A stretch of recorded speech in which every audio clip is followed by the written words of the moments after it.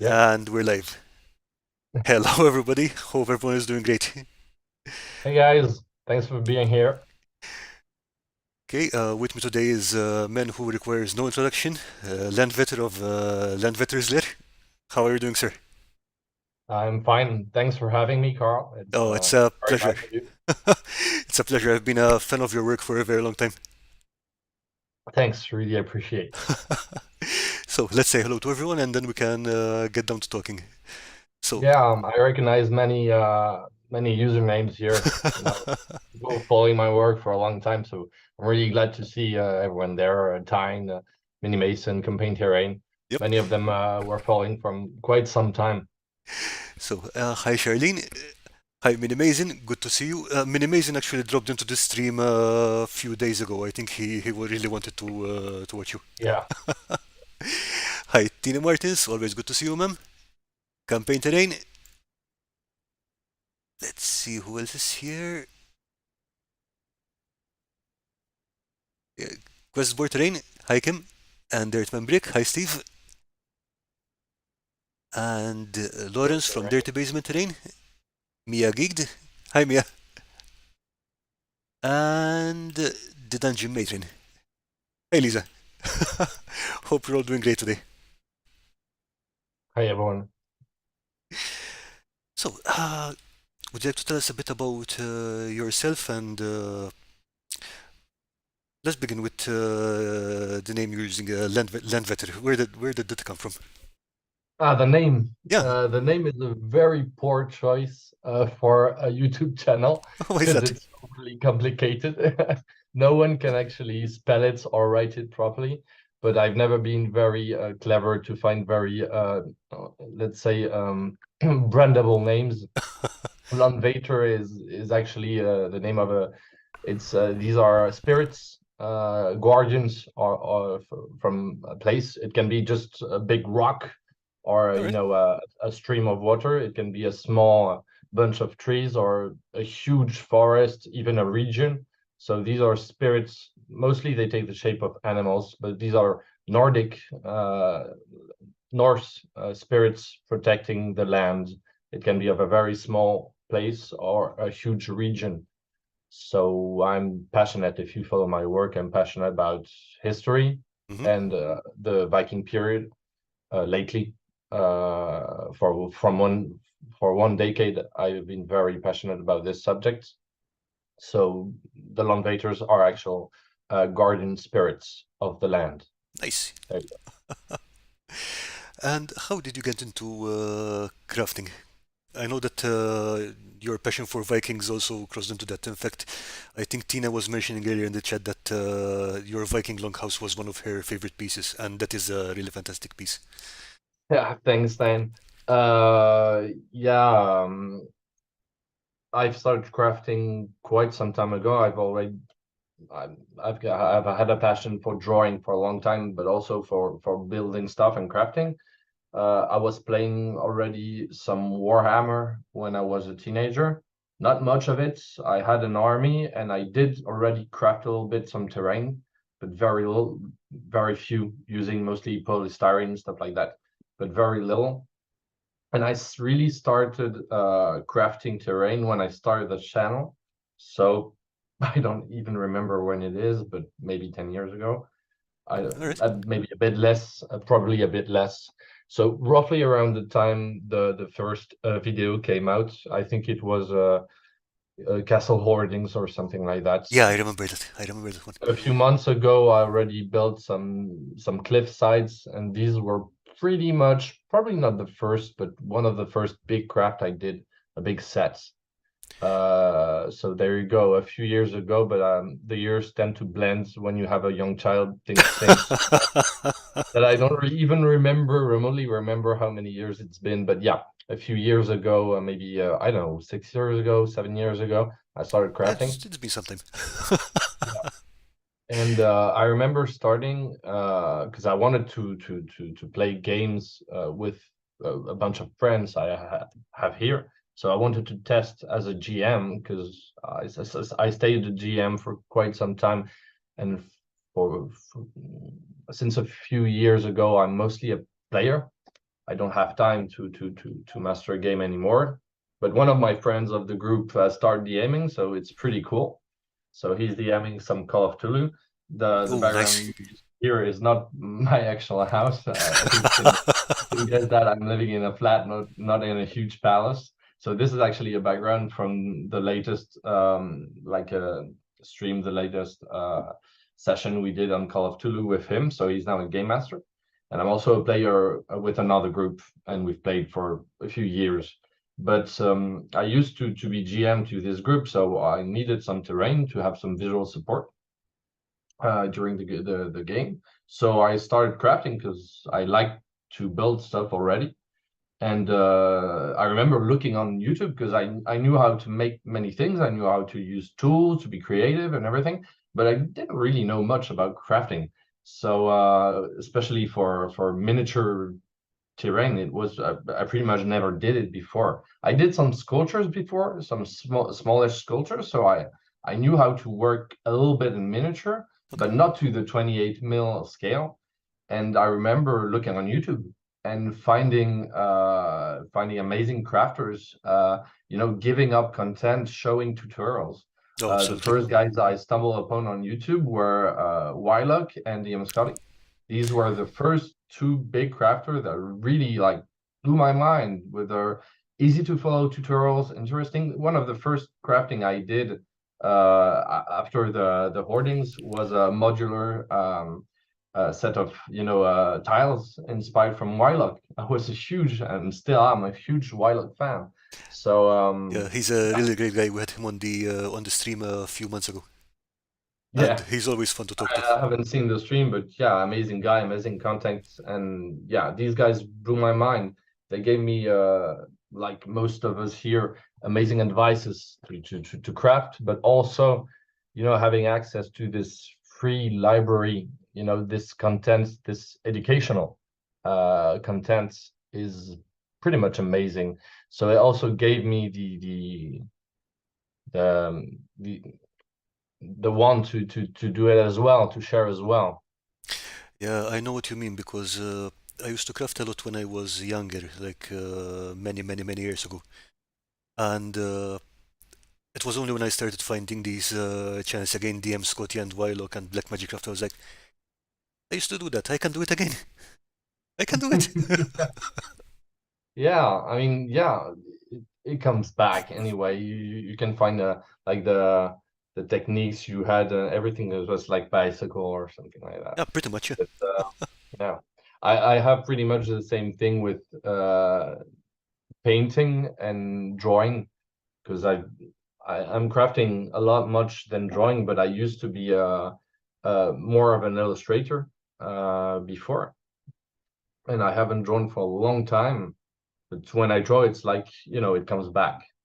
Seriously, because from the images you had posted on Instagram and stuff, I thought you were a professional illustrator because that's some high No, level not stuff, at all. Thank you very much, but I'm not at all a professional right? illustrator. I I've done most of my life. I was very productive from a very early age and kept drawing for a very long time.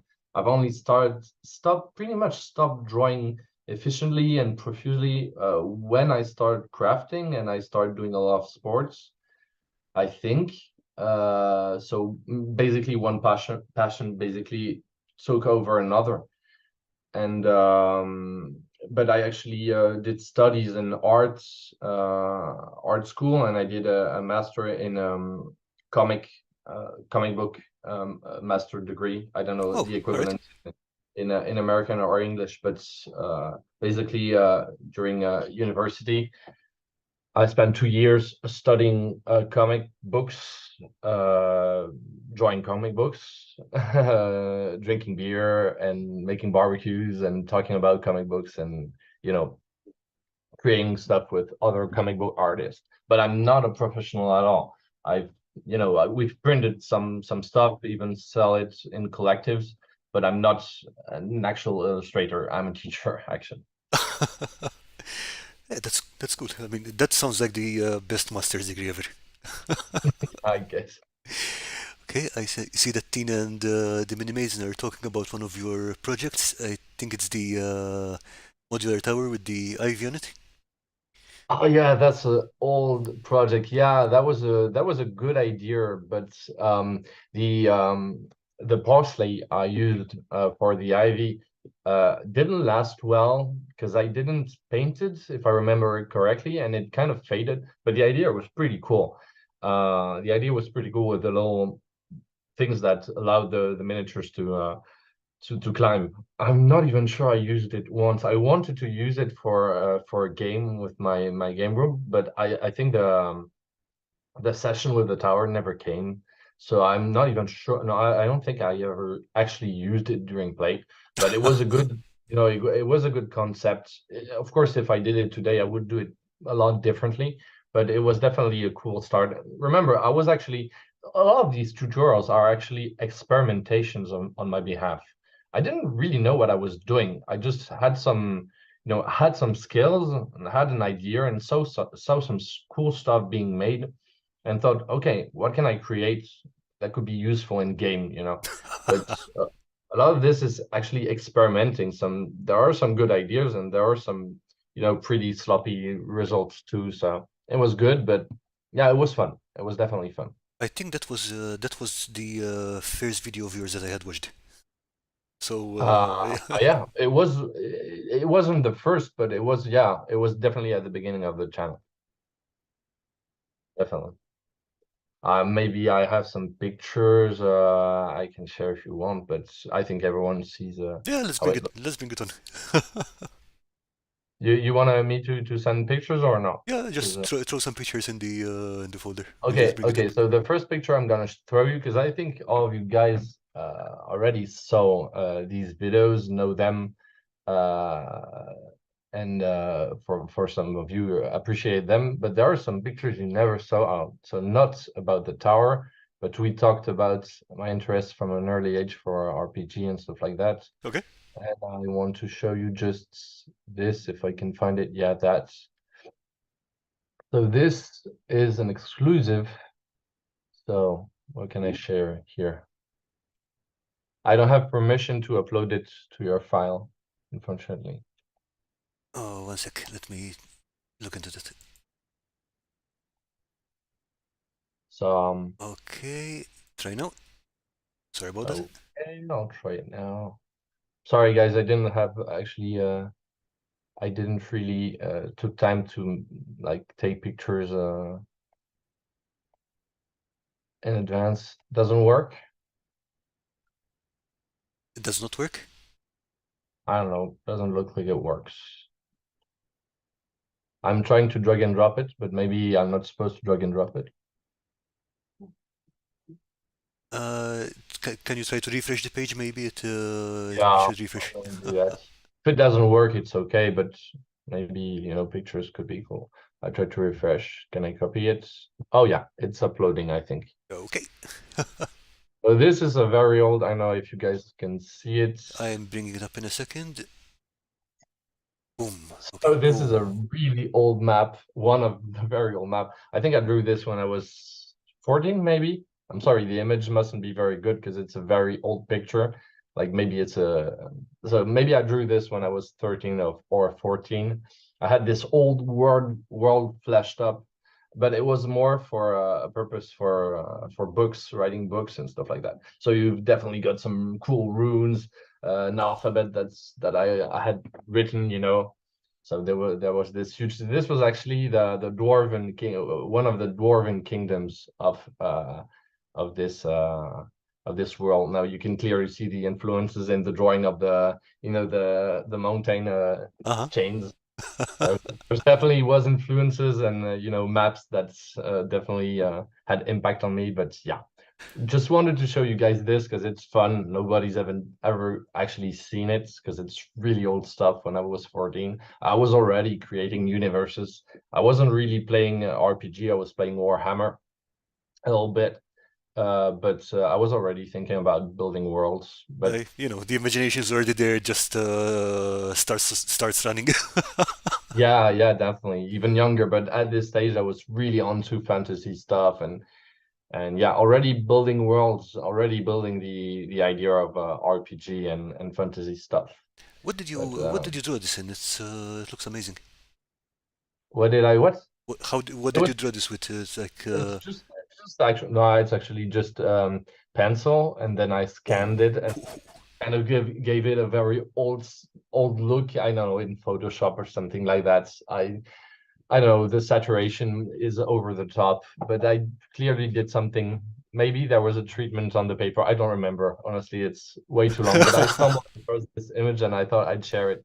You might find it funny. it's So not funny. It's really good. I mean, like the pencil work is fantastic. I mean, like thanks. you said, the effects might be a little over the top, but the core of the map, that's beautiful work. Yeah, it's also a good, very good memory, vivid memory of this period where I was really interested in fantasy stuff. But yeah, um, I've mostly I spent a lot of time drawing before even crafting. So I was mostly an illustrator, but not professional one. But I was really a drawer for a lot of time, a long time. I know But that more recently you also did some cards for a game you made.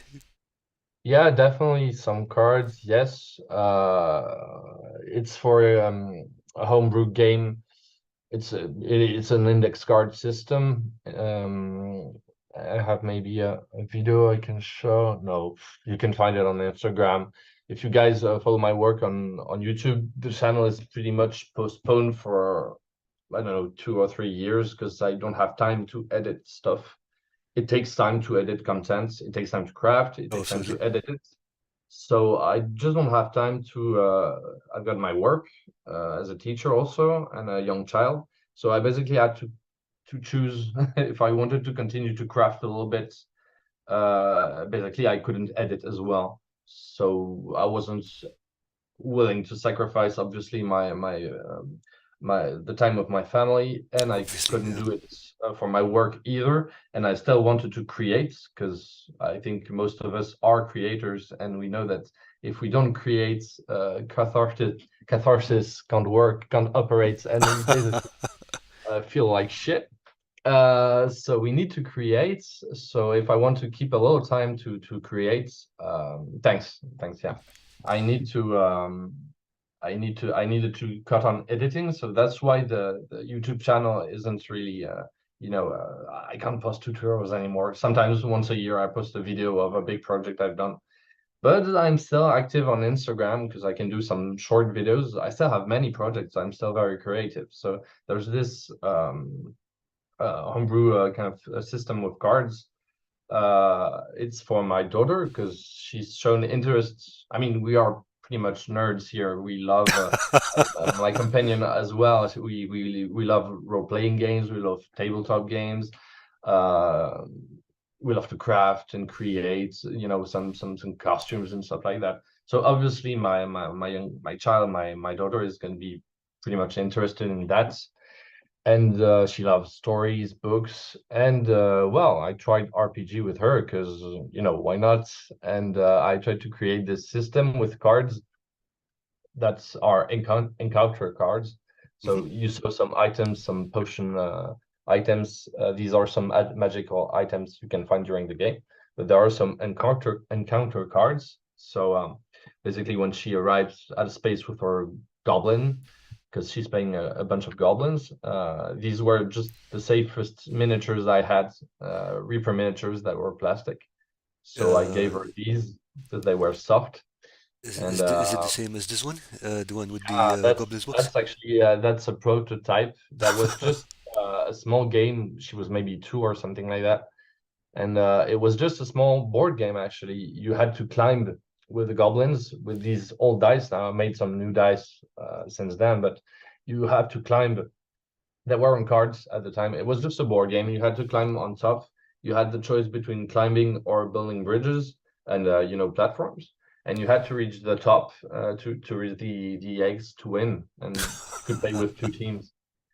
And then the game evolved as my daughter got older, and like now she's a little over 3. and she actually plays games, well, RPG more. So I needed a lot of equipment, a lot of different characters she could encounter, and the cards give this effect of randomization, which is pretty cool. Right? So you've got this narrative that pretty much builds up on its own, and you as a DM must, interpret the cards and make a story out of it. But you're definitely surprised. It's not, you have to build a little bit less the universe, and you get surprised by what comes out with the cards. So it's really fun. How do you find playing with a very small child? Because we've had the dungeon minister here, for example, who had his youngest player is about 6 years old or 8 years old, I think, and he was explaining how it's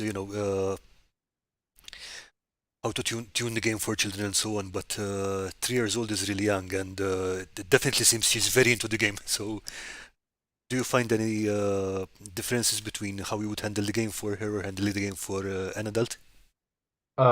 Yes, of course. Of course, it's very different for a young child. 6 years old or three is super young.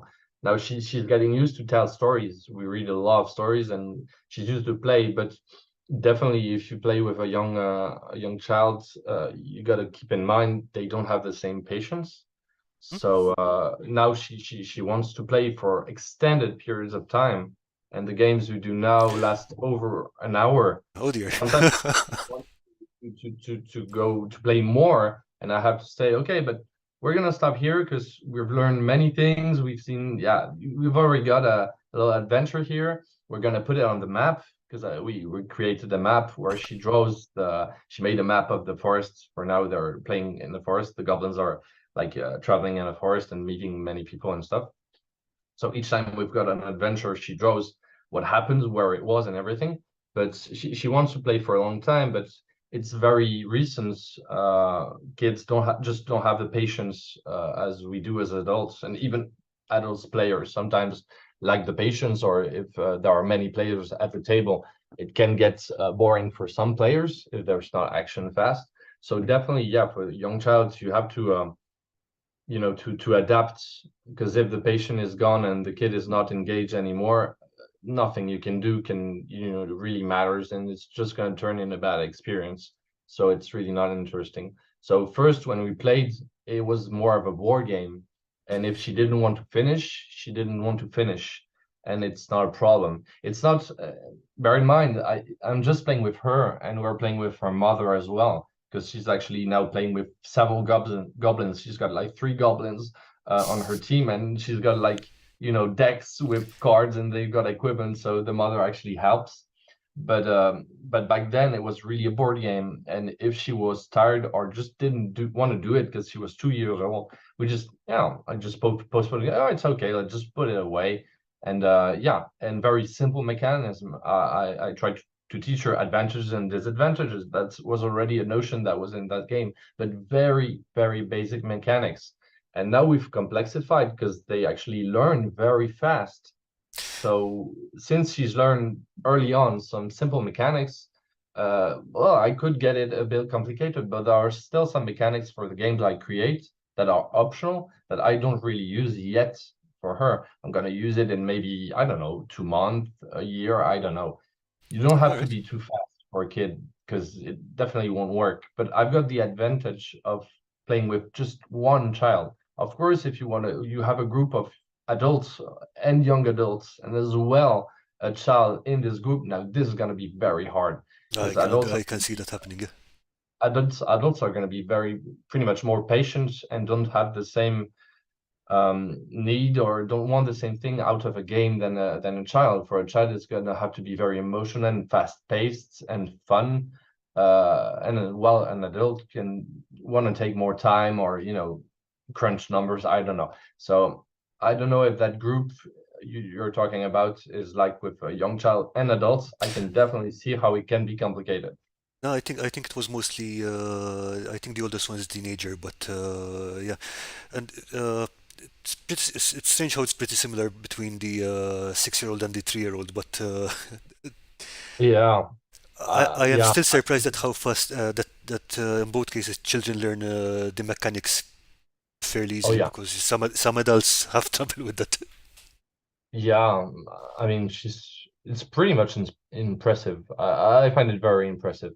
The speed at which, but at this age, they just learn so much. Like some rules for a role-playing game is just pretty much nothing compared to all they actually take in Mm. from the world around them. I mean, the world is complicated, True and story. when Yeah. she asks questions about how the world pretty much turns, I mean, we answer. We're not the kind of we actually give scientific answer and try to put it in a way she understands, but with actual right terminology. So she takes in a lot of stuff. Kids take in a lot of stuff if they are naturally curious, and if you try to answer them, they take up so much. I mean, some rules for a game isn't even closely remotely as complex as what the reality they're taking in of adults. Yeah, and I mean, even considering how fast they learn languages and things like that compared to us older people. Yeah. Yeah, definitely. So Danjimatri is saying role-playing games are just adults playing make-believe anyway. That's true. Shit, I gotta put the live stream. I'm not even reading the chat. Sorry, guys, I'm not reading the chats. I'm mostly talking. Don't worry about it. I'll be picking out some stuff from the chat occasionally and bringing it up. But one thing that I wanted to show here was one of your and ask you about was one of your more recent crafts. One second, and that's the armor you made. Oh, the armor, yeah. Yeah.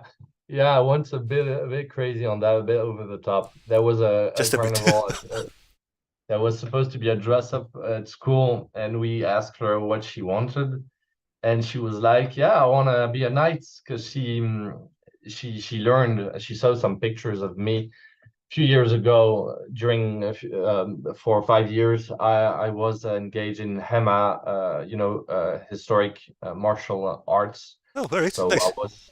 I was fighting in it's a sport, and it's also reenactments. I did some reenactment, and I did the sports, and it's actually fighting in an armor. 14th, 15th century armor, and you're fighting, basically fighting like in a tournament. You're not here to kill each other. You're basically fighting with friends and other athletes. And so I used to do this. I don't do this anymore, but I used to do this. And she saw some pictures. So she was pretty much like super stoked about knights for a while, and wanted to read the books about it. So when we asked her what she wanted for a costume, she said, "Yeah, I want an armor, a knight armor." And I was like, "Yeah, you sure don't you want to be like something else, like a ghost or something, easier to Something. make?" She was like, "Nope, I want an armor." I was like, "Okay, let's do this." So I know how an armor works because I've worn it, and I've like fixed it, and I've worn it and fought with it, so I know every mechanics of an armor.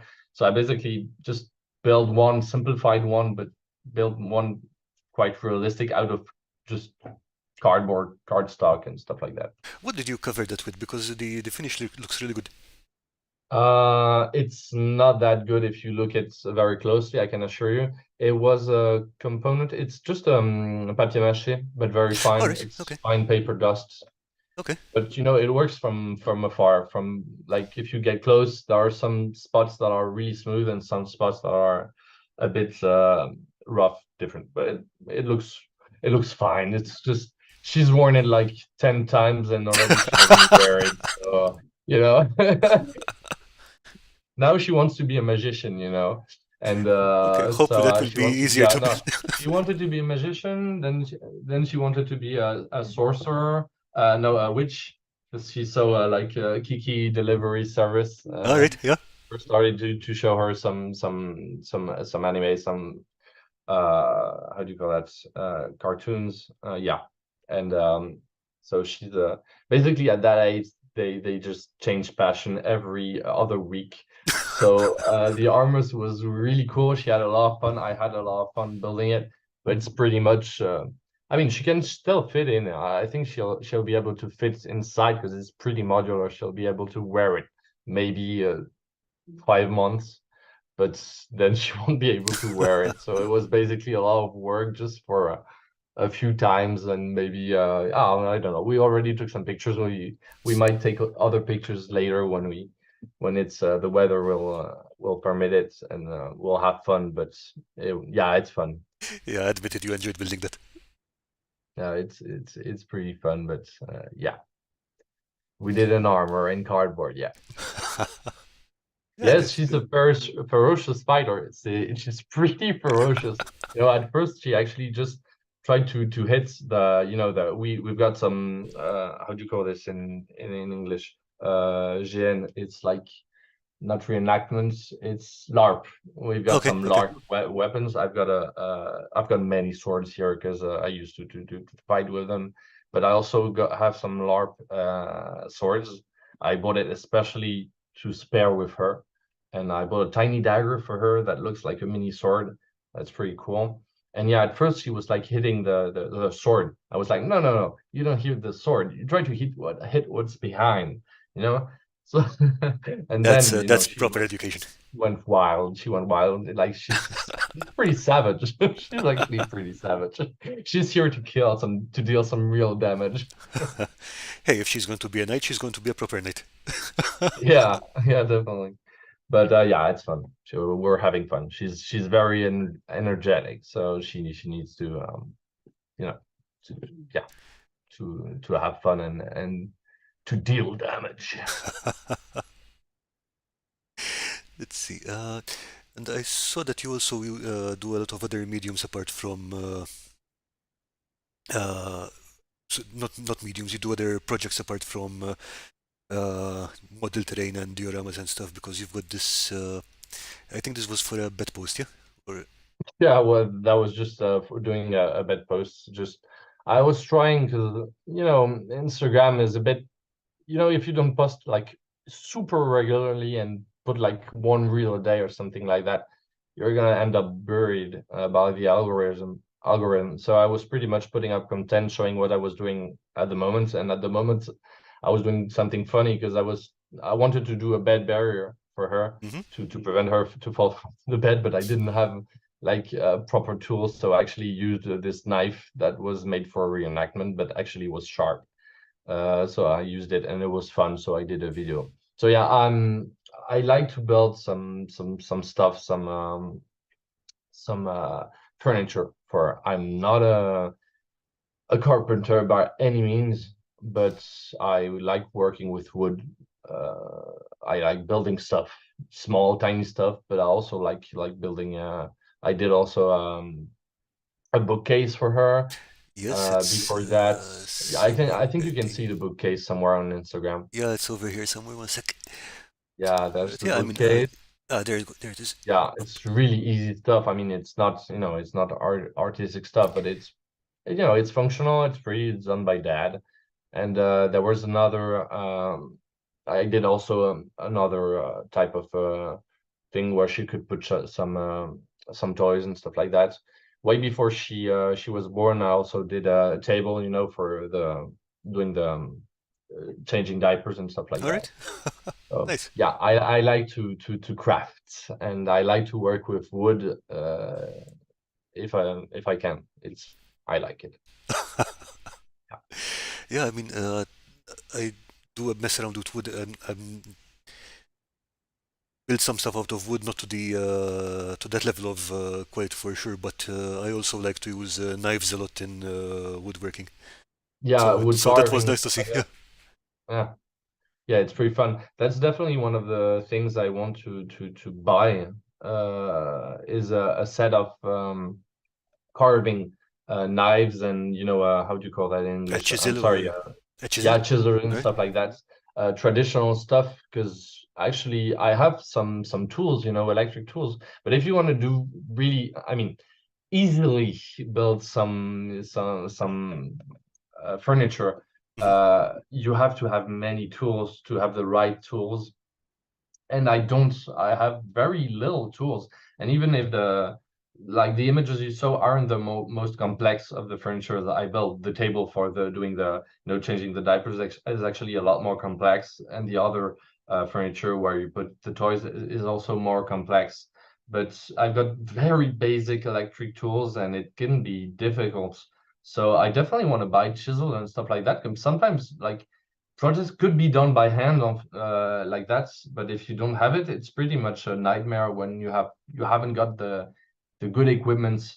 Oh yeah, for sure. Sometimes it's better to have good handheld equipment than not the appropriate electric device. It can be more dangerous. Oh yeah, definitely. And with electric devices, especially, if you make a mistake, it's going to be a very large mistake very quickly. Yeah, and it can get pretty dangerous as Oh yeah, well. I remember some contraptions I made here to use like my tools, electric tools, in a way that weren't supposed to be used, just because I wanted to achieve something like some sort of a cutout or something like that.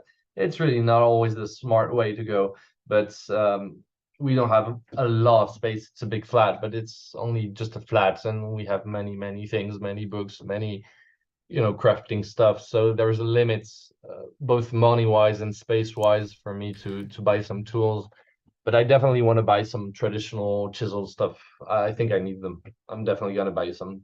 yeah. I mean, a set of good chisels is a must-have if you enjoy working with wood. Mm-mm, definitely. I probably have one I of. don't have any for the moment. That's Yeah, why I'm using a big like Viking yeah, I knife mean that to works. try to do a bedpost. That works.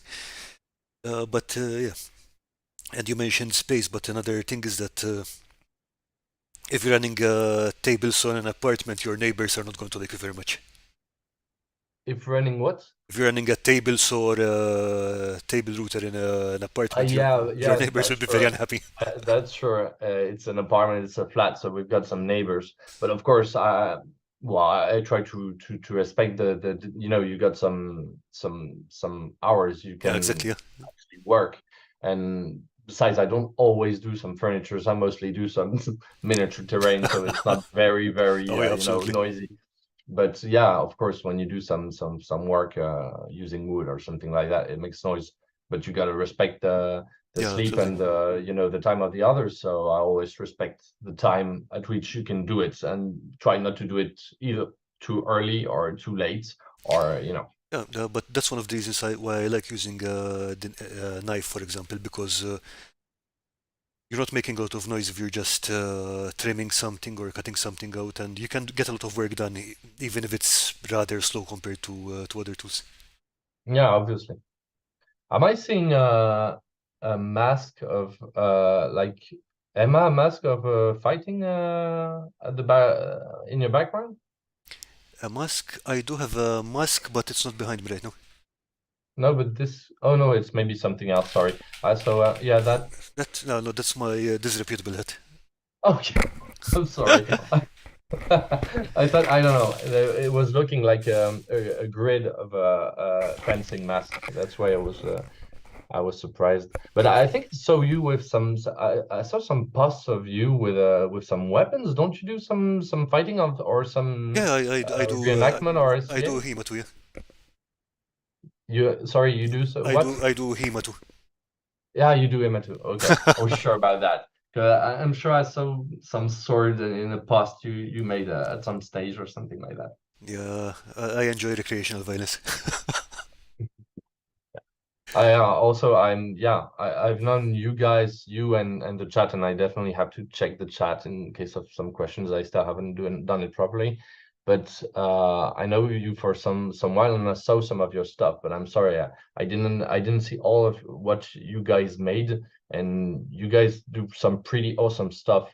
Karl and the others in the chats, I've already seen your work, and you guys do some very cool shit, but I'm unable to follow these. I mean, probably the young child also, helps in that, but I really don't have that much time to follow as much crafters as I used to. I mean, a Yeah, few years ago, I was following like many crafters and super active and everything, but lately I just don't have much time to spend. I'm a little bit on Instagram, but I'm unable to see all of what you guys are doing, and some of you are, and some. And when I see what you guys are doing from time to time, it's like, oh fuck yes, that's super cool. But I'm gonna look at the chat to see if there aren't any questions because I haven't looked at it. Um, see, I have OKSDM. Hi, OKSDM. hello, hello. So To be fair, there are far more crafting channels today than there were 5, 6 yeah, years it's ago. true. Yeah, it's true. She's a ferocious fighter. Yes, she is. Who knitted the chainmail is actually something we bought, something my companion, my wife, found. It's just a knitted an- something we bought secondhand because it fitted perfectly what we wanted. So we actually didn't knit it. It's something we bought secondhand because it really like was perfect. Shane, Disney princess, nope.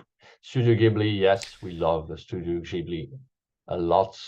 I mean, me and my wife love it. Any particular We love favorite movie? we've seen all of the movies, and some are amongst my favorite movies. Any Later particular on Dark. any particular favorite from the Studio Ghibli movies? My favorites, oh, that's hard. There are definitely some I like more. I really like Chihiro, Spirited Away in English. Hmm. El Voyage de Chihiro, Spirited Away, and my first huge crush on Miyazaki was definitely Princess Mononoke. Good choice. But I've seen That's a that was fantastic movie. my first big crush. I think it was even the first I saw, and it was like first at love at first sight when I see it. So but I've pretty much seen all of them several times. Lately, we've watched Kiki, a delivery service, for a few times, and Totoro, we watched it like tens of times because it was the first movie she actually saw, so she wanted to see it like times and times. But yeah, all of the movies are pretty much awesome, and some, of course, are all-time favorite for me.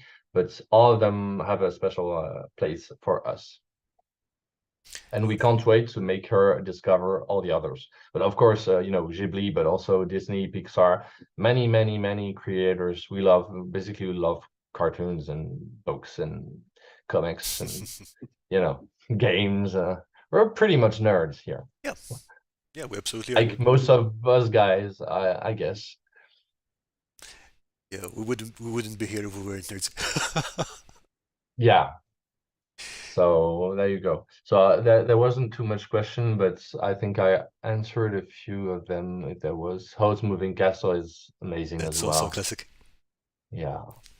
Okay, going back to your crafts, is there any particular favorite from the things you've built?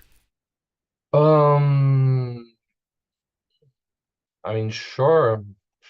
I don't know. Okay, one of the largest stuff I did, I think you guys saw it on my channel because it was pretty much the last vid I made.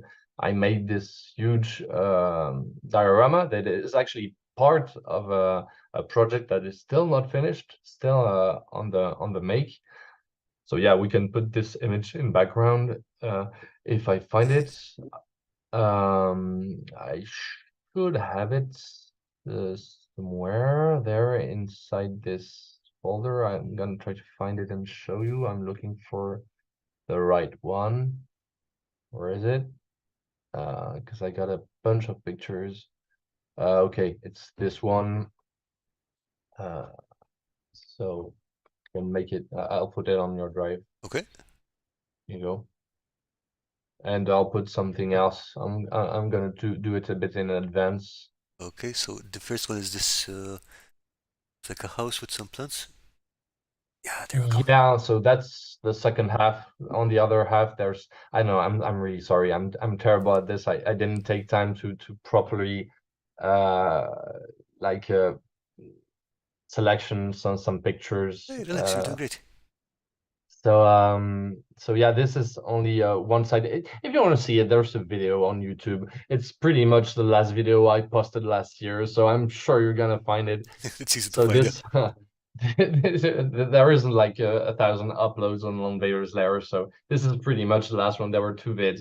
One video where I showed it turning a display, and one video where I made a not a tutorial, but I talked about the creation of this. This is pretty much it's not the last the latest big project I made, but it's the one I did just before.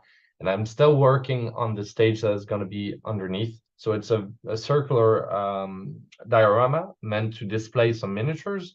So this is basically Viking themes, Norse inspired, let's say fantasy, but Norse inspired. And you can see the video on YouTube where it turns on a display. So this was, I'd say, my biggest like huge projects, but I also did last year something that took quite some time because I never worked at such a small scale. So I'm gonna show you because you may have seen it if you follow me on Instagram, but if you don't follow me on Instagram, you never saw it. It's a book nook I did last year. So Okay, one so second again. Quest Bortalin is asking, do the markings on the house and stones have specific meanings? absolutely. So on the house, not really. I think the dragon you can see on the house is loosely inspired by a dragon. Yeah, obviously loosely inspired by some.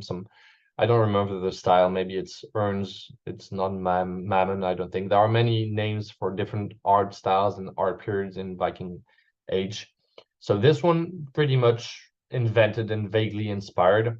Now the face you can see on the stones are actual actual reproductions are of actual paintings on runestone. All right. You have to know that most runestones involving no, sometimes it's interpretative. You don't really know what it is. Probably a god knows something. It's Loki or some other god. At the left, you have the heart of Hungia. I don't know if I pronounce it well. It's a represent sort of the equivalent of the Celtic Triskel. It's a representation in three parts of the heart of a giant killed by Thor. And it's a very common, it has several shapes. It can be represented different ways, sometimes with triangles, very symmetric triangles, and sometimes in this way that I find way more beautiful, a bit more organic. And it's supposed to represent the heart of giants killed by Thor. And it loosely, maybe I heard read many books. It could represent also the tidings between the gods and the supernatural creatures there. So it's a very present symbol. We don't exactly know what it stands for, but it's present on many representations on stones. So these two are actually based on actual finds, on actual paintings, on rune stones, on and the text around also there's a band. Now you can't see it on this image, Ah, but okay. there's a band on top. I'm not even sure at that stage the band was there. See, it wasn't even I don't there. think so, no. Yeah. Just a bland cardstock. I'm sorry. I'm sure I have some images somewhere, but I haven't. Um, you can find it on Instagram, I guess. You can find it on Insta. You showed the Instagram before. There you can see the band there at the beginning. Okay, and just in case anyone is watching this and they are not following Landvaettr's YouTube or Instagram, the links are in the description. Yeah, thanks. So yeah, the bands on top there are some engravings, and these are actually like Norse inspired. I tried to work the best I could with the syntax of Norse and actually translate a sentence I wrote in Norse. And I'm sure someone actually studying Norse will see all the problems there is in that sentence. But I just tried to do my best, and it's just yeah, I had fun, but it's mostly Norse inspired. It's not supposed to be like historically accurate. I know historical accuracy is important, coming from an SCA and HEMA background. I mean, it's important when you pretend you want to do something historical to be really accurate. Here, it's more Norse inspired, and it's meant for fantasy settings.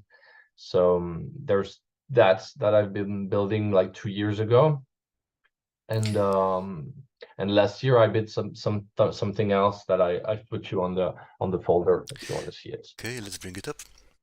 But yeah, I like to include historically inspired details when possible, but if I'm building for fantasy, I'm building for fantasy. I'm not going to make any apologies for anything. Yeah, definitely. I Ooh, don't know, definitely, but I mean, it looks very, very historical, but it's not really historical. Like I've been interested in low fantasy settings for a long time. So even if I was playing in fantasy, it's sometimes really rooted in the history. But I yeah, like to take some liberties also, you know. yeah. So What gives it a lot of flavor. But that's the thing. You have to have some variations, otherwise it's just history. yeah, yeah, definitely. If you want to go for fantasy at least. Yeah, so This is magnificent. this project is a book nook, so I went crazy on that because it's really small. It's like 20 centimeters high, so the house is about 7 centimeters height. The door must be less than it must be 8 millimeters, the door or something like that. So it's crazy small. I've never built something that small before. It was pretty much a nightmare. I did this because I'm an art teacher and I had the great idea of like for one of my I have several degrees of student. They are in middle school, so they are young, ranging from 11 to 14 years old, roughly. And with some of the youngest, I did a book nook. So I did a project where they built a miniature book nook. So it's for those who don't know, I think most of you do.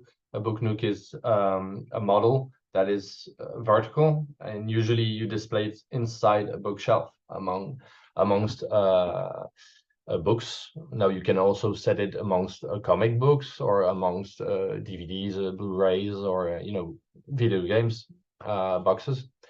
But I had this project with the kids, and they were all developing their own stuff. And I thought, yeah, okay, I'm gonna do my own. And I ended up spending way too much time on it. So the end result is pretty cool, but I mean, yeah, it took a lot of time. It is beautiful. I mean, I especially like the effect you painted on the house because it looks like it's a painting. I know it's a model, but the style of paintings looks like it's been illustrated. If it makes sense. Yeah, maybe it's also the picture because I took it with my like my smartphone, so I don't know if but yeah, I spent some time to give the weathered very slight weathered aspect because it's so the scale is so tiny that you don't want to go too much on the dry brush either, so otherwise it all look like shit.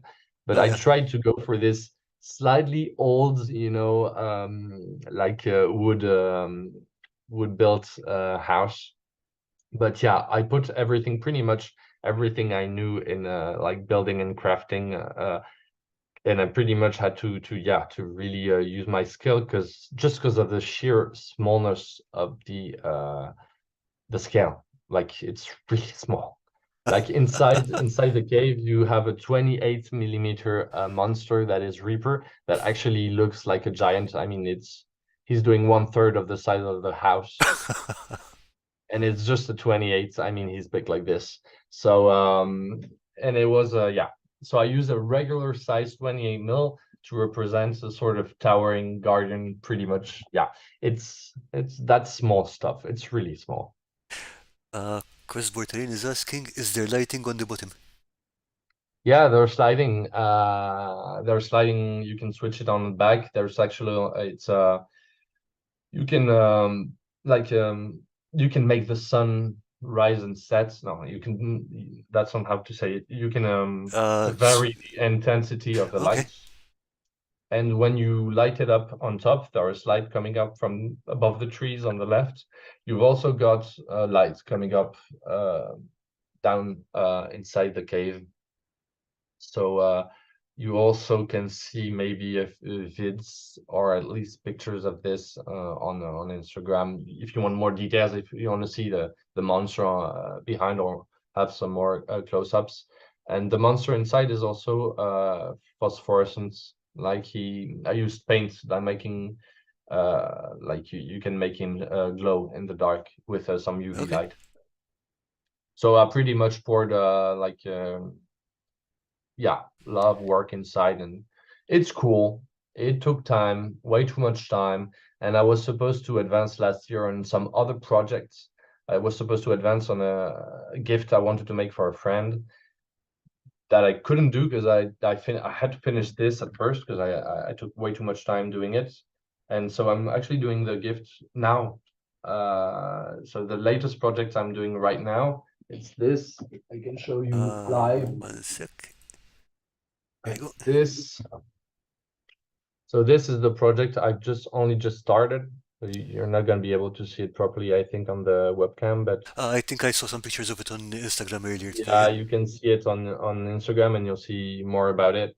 It's gonna be a Gundam, Ooh, all right. except it's gonna be all made out of scrap stuff. So it's Nice. not really kid bashing. I'm gonna try to do it only. You can see this is coming from a tube of some kind. I don't remember what it was. Maybe like Like ketchup or something like that. Yeah. I don't remember. This is a Muddy bot, so it's an articulated stuff I bought when I was doing some tryouts, doing animation, because I'm a big fan of animation. I love anime, like Ghibli stuff, but I also love stop motion. Oh yeah. Actually, the video that's been most watched on my channel isn't tabletop related. It's actually a puppet, uh, stop motion puppets. It's the two videos that have me the most watched are, I think, the long ship, Okay. very appreciated, and also the but mostly the one with the most view, like by far, is like a puppet. So I've created a puppet for stop motion purposes. I love animating. I don't have like space to actually have a space dedicated to animating here, and that's the only reason I'm not doing short films and animation right now. So one day maybe I'll have a bigger space and a place I can put a table pretty much set, definitely set for a stage that hasn't. You don't have to move things if you want to Yeah, animate. you need the space You have to and have the time to do that. Yeah. pretty much a permanent setup, otherwise it won't work. Yeah, for So sure. maybe one day, if I have a house or something like that, I'll have a dedicated space for animating. In any case, what I wanted to say is that I've used some some Modibots. It's something you can buy, articulated characters you can buy for animating or doing puppetry or stuff like that. Except I've heavily modified it. The legs are missing. They are here somewhere. I'm basically building a mecha, a Gundam inspired by a friend that's fan of Gundams and anime and stuff like that. Except I want to create one looking like him, All right. and yeah, I was supposed to do this already last year. Except I was trying to finish that book nook, so there you go. I'm working on it now and trying to get it finished until like the summer for his birthday. Hopefully I can get it finished. Do you have any preferred materials apart from I know you use out of papier-mâché and card and and now trash and stuff like that. But do you have any preferred materials to work in? Preferred materials. I'm using a lot of materials, different materials. Depends on what I want to do. I'm not working a lot with foam lately. Mm, Because I'm not doing nearly as much scatter terrain as I used to. As you can see, I'm working more on dioramas. Now I've done some actual scatter terrain, but with her, actually not using foam. We've been using foam, but we're also using cardboard a lot. So cardboard, cardstock. I mean, it really depends on what you're doing. Um, I don't know. I'm not sure I have a preferred material. When I do small stuff like building, I'm mm. definitely using cardstock more. This type of very thin cardboard. You can Like have cereal packet stuff and yeah, yeah, zero okay, packet okay. stuff, because it's pretty much rigid, but very also yeah, you can work on it. It can hold its shape when you're doing really tiny stuff. So Mm. it really depends on the scale I'm going to use. Foam is still the best if you want to give like some texture, easy texture Yes. for stone or bricks or stuff like that. Now, if you're gonna want to go really like the bricks on the house actually are made with a foam. But if you want to be very precise, like really small, not on this one, on the last one, the little one. Oh, sorry. These are on the Viking house. It's actually coffee sears that All right. are really useful to the wood. On this, it's actually XPS, very thin XPS, and I was very precise. Now, if you want to be very extremely precise and work at a very small scale, maybe I'd recommend using something else, like a paste of sort like green stuff or something like that, or Like, milliput or something yeah, like that. yeah. But I I'm have. not sure I have a favorite material because it really depends on what I want to do. I know I work a lot more than before with actual. I didn't pretty much never used some papier mâché before Hmm? because I use a lot of foam, but papier mâché is actually cool because it dries pretty light as well, and you can use it as a filler. Just you have to have a good papier mâché because you don't want to have too much warpage as well, because usually they put a Oh little yeah, bit for of sure. glue inside too. So there's the risk of warpage. I've seen it a few times with papier mâché, but this I've used a little more papier mâché these past years than I did before. But really favorite material, yeah, I don't know. Cardboard, cardstock, foam, papier mâché, plastic. Really depends on what I'm doing. Yeah, I mean, fit the material to the job rather than the job to the materials. Yeah, That makes a lot definitely. of sense. Even if it can be very fun to work from the base of a material, like take a material, what can I do with this, and like a challenge, and you build something cool out of it. But yeah, if you got an idea in your head, every crafter pretty much knows that you can use several materials to do it, but sometimes there are better choices. Depends on the scale or what you want to do. So Oh I yeah, don't for really sure. have a favorite material, I guess. I don't know. What do I have like? No, I don't know. I like painting miniatures too, even if I don't have much time. So lately I'm having a lot of pleasure using the contrast paints. All right. That's not crafting, that's painting. It's But close enough. yeah, I have a shit ton of miniatures, like maybe a lot of you guys too. Yes. I've Yes, got yes, pretty we much do. hundreds of them.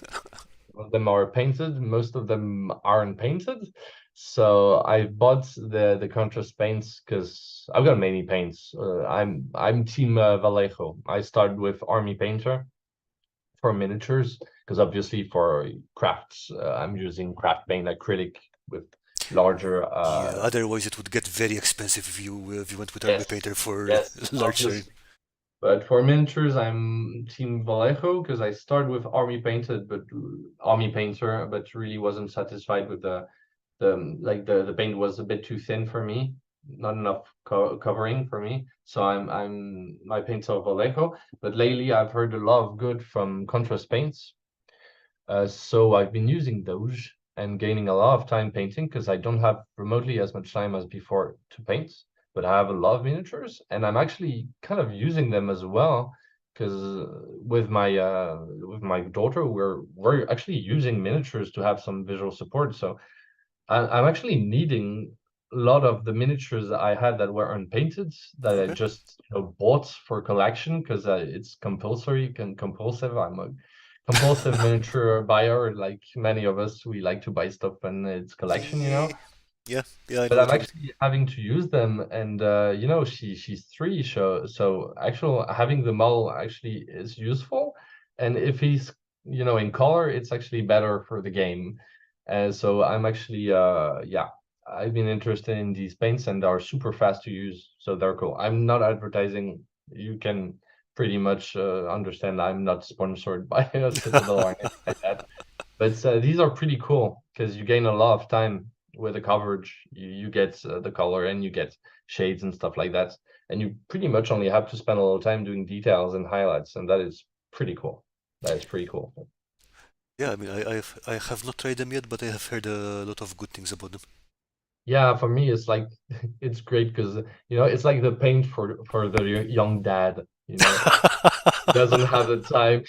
to paint. So it's like contrast paint. You're gonna paint faster. You're not gonna lose time making blends. You can only spend time, doing details at the end, but you won't spend like hours doing a shade and a degradé, yeah, highlights and shadows and stuff like that. And 30, So 16 layers of stuff, yeah. yeah. So I was like, oh yeah, so this paint is made for me, the young father who doesn't have time to paint but still wants to paint.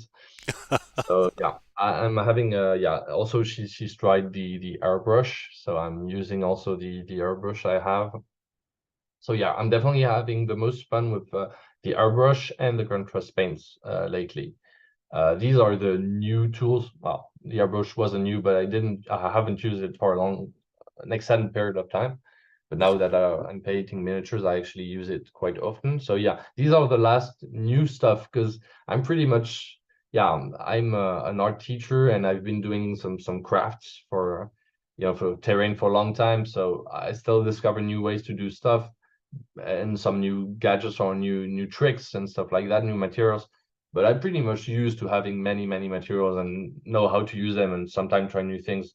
But yeah, if I had to choose a new piece of equipment or a new material that I really enjoy that is new, it would be the paints. Yeah, these paints are a game changer for me right now because I have time to paint with them. Yeah, Yeah, that does make a massive difference. yeah, definitely. So, when you're starting a new project, Uh, how do you go about it? Do you like sit down and design what you want to make or make plans or whatever? Or do you just start sticking things together and then figure it out from there? I usually try to force myself to do some plans first. Because I'm pretty much really how do you call that? A kinetic learner. I think You you learn call by it that. doing, yeah. Yeah, learning by doing. I love to draw, but uh, surprisingly enough, when I start projects, I have an idea. Sometimes yeah, most of the time I do a quick sketch, but something really rough. Like there aren't many details, and so I've got a base. And often when I edit a video or something like that, you want to show a cool, sketch at the beginning, like I knew exactly where I was going. And when I look at the few drawings I made, I was like, this is utter shit. I can't show this. It doesn't look anything, doesn't look even remotely a little bit as much as the thing I do. So yeah, I do a few drawings, but mostly I'm very kinetic learner. So I that's what I enjoy the most about the crafts, and especially designing either scatter terrains that is modular. That's why I love modular stuff. Okay. That's why you can find so much modular stuff in my channel. Or even for diorama purposes, where it's not really modular, but you have to find many tricks for a cool environment to work on a small scale, to be varied, to Hmm. play with the lights, to play with some dynamic pieces, stuff like that. So I really enjoy the challenge of trying to do something complicated that you haven't done yet to find a way to assemble things. That's really one of the things I really prefer in crafting. Like finding mechanisms, finding ways to achieve the coolest stuff. Might it be like for mechanics during game, finding the best type of scatter terrain that you can use easily, like be very useful in many cases, be modular that you can assemble, change, stackable and stockable very easily, Yes, done yeah, with that's a very easiness. important point. Yeah, especially for me, since we were living in flats and we used to live when I started the channel, the flat was half the size we're now in. So like stocking was a real concern. Maybe not appear in the videos, but for me it was a real concern when I invented scattered terrain pieces. But that's really yeah, I'm a kinetic learner, so I have an idea, I try to find it, and I sometimes it takes time because I think how am I making this work? And sometimes it's even too complicated for me to having done a real project first. You couldn't, I mean, I couldn't at least have envisioned all the difficulties and how the project would have gone. So most of the time I have a pretty precise idea of what I want to do, Hmm? but I don't do an overly complex drawing because I want to start. Fair When enough. I start, I see that some things aren't gonna work. So I think, how am I gonna make it work? And sometimes I think, okay, this is not gonna work, but I've got a cooler idea. How can I make it work? And basically, the project basically rolls like a barrel down a hill. And That, and I use my skills to do it, and I've got skills and I've got knowledge. So, and I try to do things I don't know how to do yet. So it's really fun and frustrating as well. yeah, that's harder to At, plan for, but it's much and more at the end, satisfying. you've got a pretty cool project. But yeah, no, I don't plan a lot ahead. No, I don't do Yeah, and I really like the way you put it. It's like the project is like a barrel rolling downhill. That's something I have to remember. It's a good quote. that. It's like, yeah, oh shit, where is this going? But as well, you pretty much, you don't really know where it's going, but you got a pretty precise idea what you want. Somewhere over there, and the rest works Yeah, itself out. yeah. Then Matron says my method is trial and error, mostly error. Trial and error. Yeah, I mean, yes, absolutely. I mean, error is important. It can be very frustrating. Sometimes it can be a project breaker also. But error is like, of course, you're gonna fail when you create. And I try in my vids, because editing always shows most of the time what you achieve, and most of the time you discard for a question of time. It's not like you don't want to show what you did bad, but for editing purposes, most of the time you show the efficient way and how to do it. But it's very interesting to see failures. That's why in big projects I've made in vids, I always show when I have a drawback, because that's when you learn stuff, actually. Everything you actually achieve, it's mostly things you can do, and when you fail, it's when you try something new. And I pretty much fail at least one stages on every project I made, sometimes real bad, and I had some major setbacks. The project was big, the biggest the setback it was, but I'm very, very how do you call, stubborn. I'm very stubborn. So I basically power through each time. But it's important to show how difficult it can be, how frustrating it can be, because some people might see vids and think that, oh, they are so talented. It's like it's a lot of work, but yeah, it's no, but it's super complex. How can you do this? Yeah, no, just it was shit ton of work, and I pretty much had some nervous breakdowns, and it didn't work. And sometimes I had to spend a month not working on it and being depressed because it didn't work, and I had other stuff to do. But yeah, it's very important. Like there's this phrase: "You always find failure on the path of success." Well, it's pretty much true. Yeah, I for mean, sure. of course, you're gonna find some difficulty, and yeah, we're doing some fun stuff. But if you're really passionate about it and you want to do some complicated stuff that you obviously can't do yet, because all the stuff I've done, it was pretty much the first time I did them. Yeah, of course it's going to be frustrating, but it's a passion, like drawing, like music, like sports, like pretty much everything that drives you. And yeah, it can be consuming. Although you also get the other kind of failure, which is like, okay, I did this thing. It didn't do what I wanted, but it's super interesting, and I will remember that to use it in future. Yeah, definitely. Yeah, definitely. Yeah, yeah. Like weird reactions, like Yeah, yeah. sometimes chemical reactions, stuff like that. Materials that don't work together, or yeah, you do. Yeah, sometimes you've got some cool effects, and you're like, I'm definitely gonna use that later. Yeah, that happens all the time. It's pretty fun. It's really cool when that happens. Yeah, and again, it's a side effect of using different materials and stuff that you're not familiar with. Because if you Yeah, definitely. if you're using stuff that you know exactly how it works and use the other stuff that you also know exactly how it works, you're not going to get that. Yeah, weird surprise. Yeah. Now, yeah. working with resin. I think you had some issues with resin lately or something like that. I had a couple of issues with resin a couple of times. One of them was when it decided to start bubbling, which was like, okay, I did not know it was supposed to do that. Yeah, resin can be bad. Resin can if you when you use resin can pretty much fuck up a project you spend like month on it. Resin is like you win or you win or you die. Either it's like super cool if you've got the right resin, made the right mix, didn't have issues with the materials that were under or leakage or something like that. It Yeah, can yeah. look cool. But if it doesn't work, you're like, okay, great. I've worked on this project for like months and now it's just fucked up. That's yeah. Resin is pretty much unforgiving. Yeah, I think the other project I had a problem with was it was an open cast, so basically you had this much of the base was foam. Yeah. Then there was an open edge with resin on it.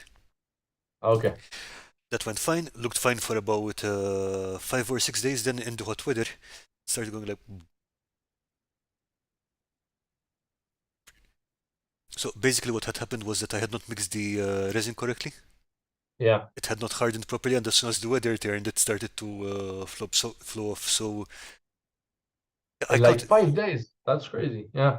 Yeah, I So mean, it didn't harden, it it never hasn't hardened. hardened, it just hardened on the surface. Yeah, That's and it. when the weather got really hot, it just started to the little shell it had started to melt off and just flowed off. So I Yeah. ended up having to cut that part off, and eventually one day I'll cast it again because I like that piece, so it probably do it. Yeah. Yeah, resin can be bad. I had some issues with resin not setting, when it's basically when you don't put enough of the B component, Yeah, the yeah. hardening component, and that's pretty much like it's pretty much fucked. If it doesn't harden, yeah. Yeah, Yeah. and there's of course, yeah, the heat exhaustion, it can react with some pieces that are some yes some types of foams or stuff like that. It can melt stuff, burn stuff. That's yeah, that can get bad. That's why I always do when I have to do a pour. I don't do many pours, but when I do, I usually first put to avoid also bubbles and stuff like that, Mhm. and avoid sometimes burning or melting. I usually put a very thin coat with a brush, a Okay. thin coat at first, and then I pour some resin usually. But I mean, it depends of the materials. You can always have some bad experiences. Like it's a bit like the airbrush, like I have never used an airbrush, so resin I don't know. airbrush. It's a bit like the same shit. Yeah. Some stuff are actually quite reliable, like foam and an exacto. If you're Yeah. cautious and don't cut yourself, it pretty much goes as planned. Same if you use like wood and a little thing to cut it or stuff like that. Things can't go pretty bad but resin or an airbrush always clogging up or stuff like that.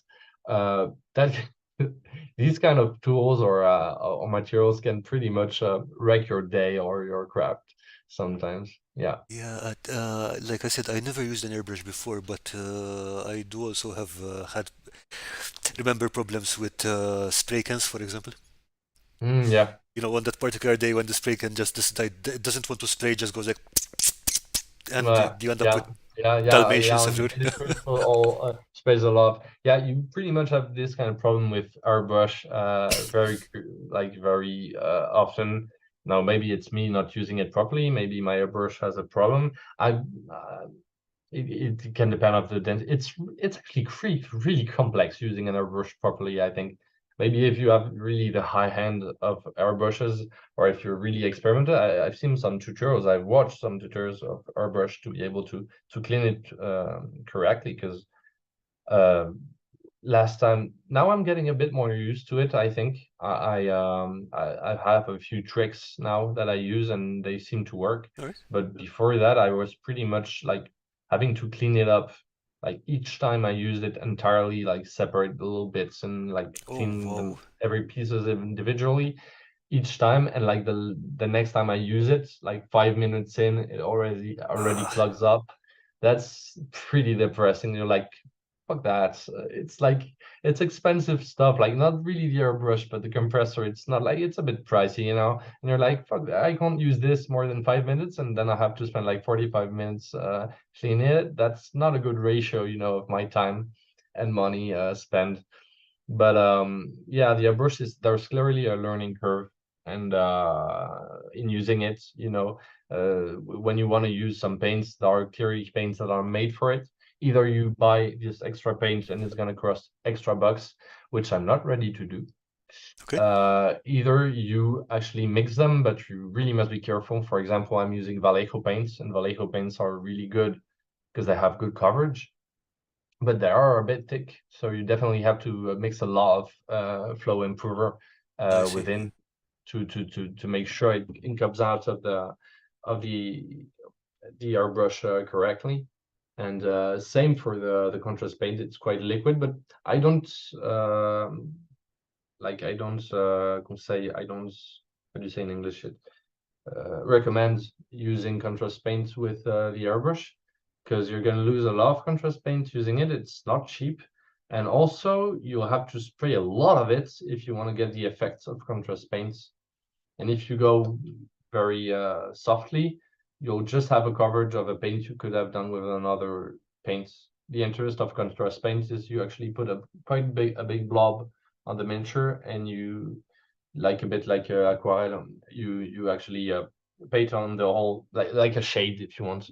You paint on the whole zone or the whole miniature to get some nice recess, but you definitely have to have quite some paint on it and take the excess off. If you use the airbrush, you're either losing too much paint, either having just too of a too homogeneous coverage, so you don't have the interesting aspect of It doesn't get that shade or shading and contrast stuff paint. it gets Yeah. usually. So yeah. Anyway, stop talking about airbrush. Maybe you guys aren't passionate about it. Airbrush No, is like, actually, yeah, there are a lot of people in the chat who are like, I agree with you 100% regarding airbrush yeah, and resin. yeah. The cleaning is yeah, it can be a problem. I love Yeah. my airbrush, but hate it too. I mean, when it works, it's pretty much awesome because you get a very smooth results that you can't easily get with a with a paintbrush, unless you really work for it. I mean, you can get very smooth blends and, you know, lightning effects and OSL and stuff like that. That can be done, but with a paintbrush, but not as smoothly and definitely not as fast. Definitely not as quickly, I So agree.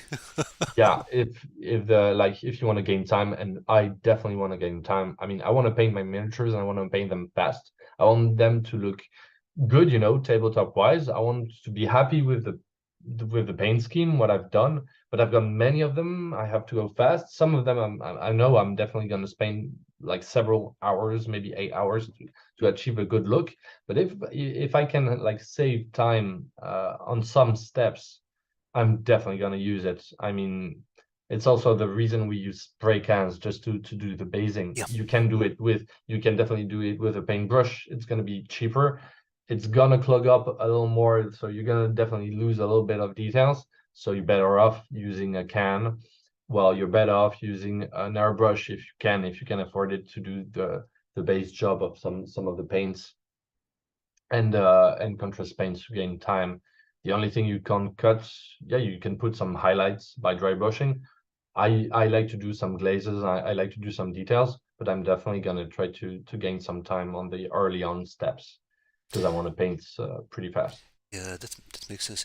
Glazing is something that I haven't really done much. I did practice sort of a lot of blending, more blending than I should have done on anything probably. But Yeah, blending, glazing, all these techniques, I pretty much learned about them and how to do them properly afterwards, because it's thing I've tested like quite yeah, trying myself to do them, and it worked the best. So I did them and I was like, oh, that's really cool. It really works well. It's great. And then trying like 1 month later to do another miniature and doing just other shit, and was like, shit, that worked like that. What did I do different? So I went back to tutorials, some guys who actually can paint miniatures. And I was like, oh, okay, that's how you do it.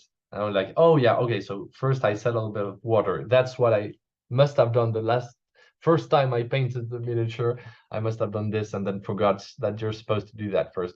Anyway, yeah, there are many techniques you can use on miniature. It's an art form, an art form by itself, Yeah, painting. I'll be honest. I mean, like when I had mostly stopped painting and playing games around the 2000, and then when I came back after about 16 years, it was like, there are how many techniques now? Because Yeah, well, they have just been compiled. They've always pretty much, I think, existed, yeah, except probably. now you've got many contents showing them and showing tips how to do, Yeah, which is cool. because way back, I mean, it was just okay. Base coat, dry brush, ready. Yeah, definitely. Definitely. And yeah, definitely. I'm not even sure when I painted my first army of dwarves on Warhammer when I was a teenager, I didn't even do some dry brush. I was like full metal, yeah, let's go. Like there was metal everywhere. There were like how did you call them in English? In French it was les brise-fer, the iron Yeah, and breaker. breakers. Yeah. I think they reincorporated this unit later on because it was gone for many years. It was like they put it away from the army standard dwarf rating, I think. No idea. No? I don't know because I haven't been following the Warhammer games since they Yeah. stopped the old world, since they stopped Warhammer Well, Fantasy. the only thing I've done is repaint some old dwarves I've gathered from my folks' house. So my old army, because the models are really cool. Oh yeah. So I've gathered the ones that weren't broken or lost or something like that, even some pieces and stuff like that. And I've started to paint one of them. Actually, one of the first time I tested some OSL effects was on an iron breaker. So I can show you pictures if you want. Okay, yeah, sure. So let's show some miniatures, even if really, guys, I'm really not a miniature painter, but I'm Okay, here definitely it having comes. fun with it. So you've got the dwarf. The quality of the picture isn't awesome, but yeah. So you got. Uh, I tried to do some OSL lighting as if there was a fire. Don't zoom too much, please. Okay. Um, And you've got the other side where it's more like a bluish light. Did you sculpt details on the shield? Yeah, the shield is custom made. So I was really happy with the axe on the other picture send you, I think, Okay. on the Oh, other here. side. So Ooh. I was pretty happy with that because I'm not that experimented in, painting miniatures. I mean, it's a lot of fun. I like it a lot, but I'm not nearly as close a good painter on miniatures than I am a good like art drawer or doing crafts and stuff like that. But I did a few miniatures from which I'm super happy with which I'm super happy with. So I can show you a few of them. There's The gradients on the blade are really clean. Yeah, thanks. And oh, let's see. Oh, This is another one I did. Yeah, miniatures are cool, man. oh, you've got did a little splash of water on the. What is that? It's a Kraken. The what? I don't know which. Sorry, I'm gonna. Yeah, so this is a splash of water. Yeah, it's actually that's a neat technique if you want to use it. I How do you do it? can. How do you do it? How can you? So, what you do is you use some synthetic plush. So you take some synthetic cotton. Usually Okay. you have it like a filler for like many. You can find it for filler for how do you call that? Cushion or Okay. Okay. sofa or stuff like that. So it's pretty much synthetic cotton, and it makes fibers. And when you take it and you spread it, it really makes some strings. And for the individual drops, I use some UV resin. Some Okay. UV resin. So UV resin is pretty expensive, so you don't use it on large surfaces, but you can put it on a toothpick and spread a little bit on it on the synthetic cotton if you want, the filler, and then you hit it with UV lights and it Okay. sets instantly and it gives this awesome effect. The So the that's what waterfall, hold, yeah, the what's holding it waterfall up of the then, yeah. Bugnook I made was also made with this effect, and it works. It works wonder. It works super well. Okay. So Nice. it gives the impression that the drops are mid-air, but Yeah. actually there is a very thin thread that's I think you can just barely, yeah, barely, you barely can see it in the barely see it. photo, but it's a little like less than a, it's 1 pixel line possibly. Yeah, it's like really small. You don't see them. Like she's 28 millimeter All in right. height, so it's a usual tabletop miniature. So it's really small and it really looks very good. So if you guys want to achieve yeah, sort of a spray of water or something like that, you've got the kraken or the like the tentacles I sent you. You can see them very well on Oh, this too. tentacles. We like tentacles. There you go. I use this technique Oh, on this as well. So you can see the threads there, and yeah, it's I was very happy with the results. I find this technique very convincing. no kidding. I'm This is sure I excellent. saw it somewhere, but I don't think I invented this. I think I saw it somewhere, but I don't remember where. But yeah, it definitely works super well. So of course the model is the tentacles. It comes from the Hellboy board game, Okay. but all the water effects I've added it afterwards with this technique. It really adds to the effect. Hmm? It really adds to the effect. Yeah, I It think it really. actually adds to the dynamic. It looks pretty cool. I'm really happy with this one. Did you add Still more? haven't used it in game, but the day I'm gonna drop it, I'm sure it's gonna be cool. Did you add more resin on the top surface? Because I'm noticing these No, I bits think it are was just shinier. varnish. All I right. put some glossy varnish on this. And the miniature is really cool. I remember Kickstarter, participating in the Kickstarter of the board game. I'm a big Hellboy fan. I've also kickstarted there's been a documentary on Mike Mignola, so I've kickstarted the project as well.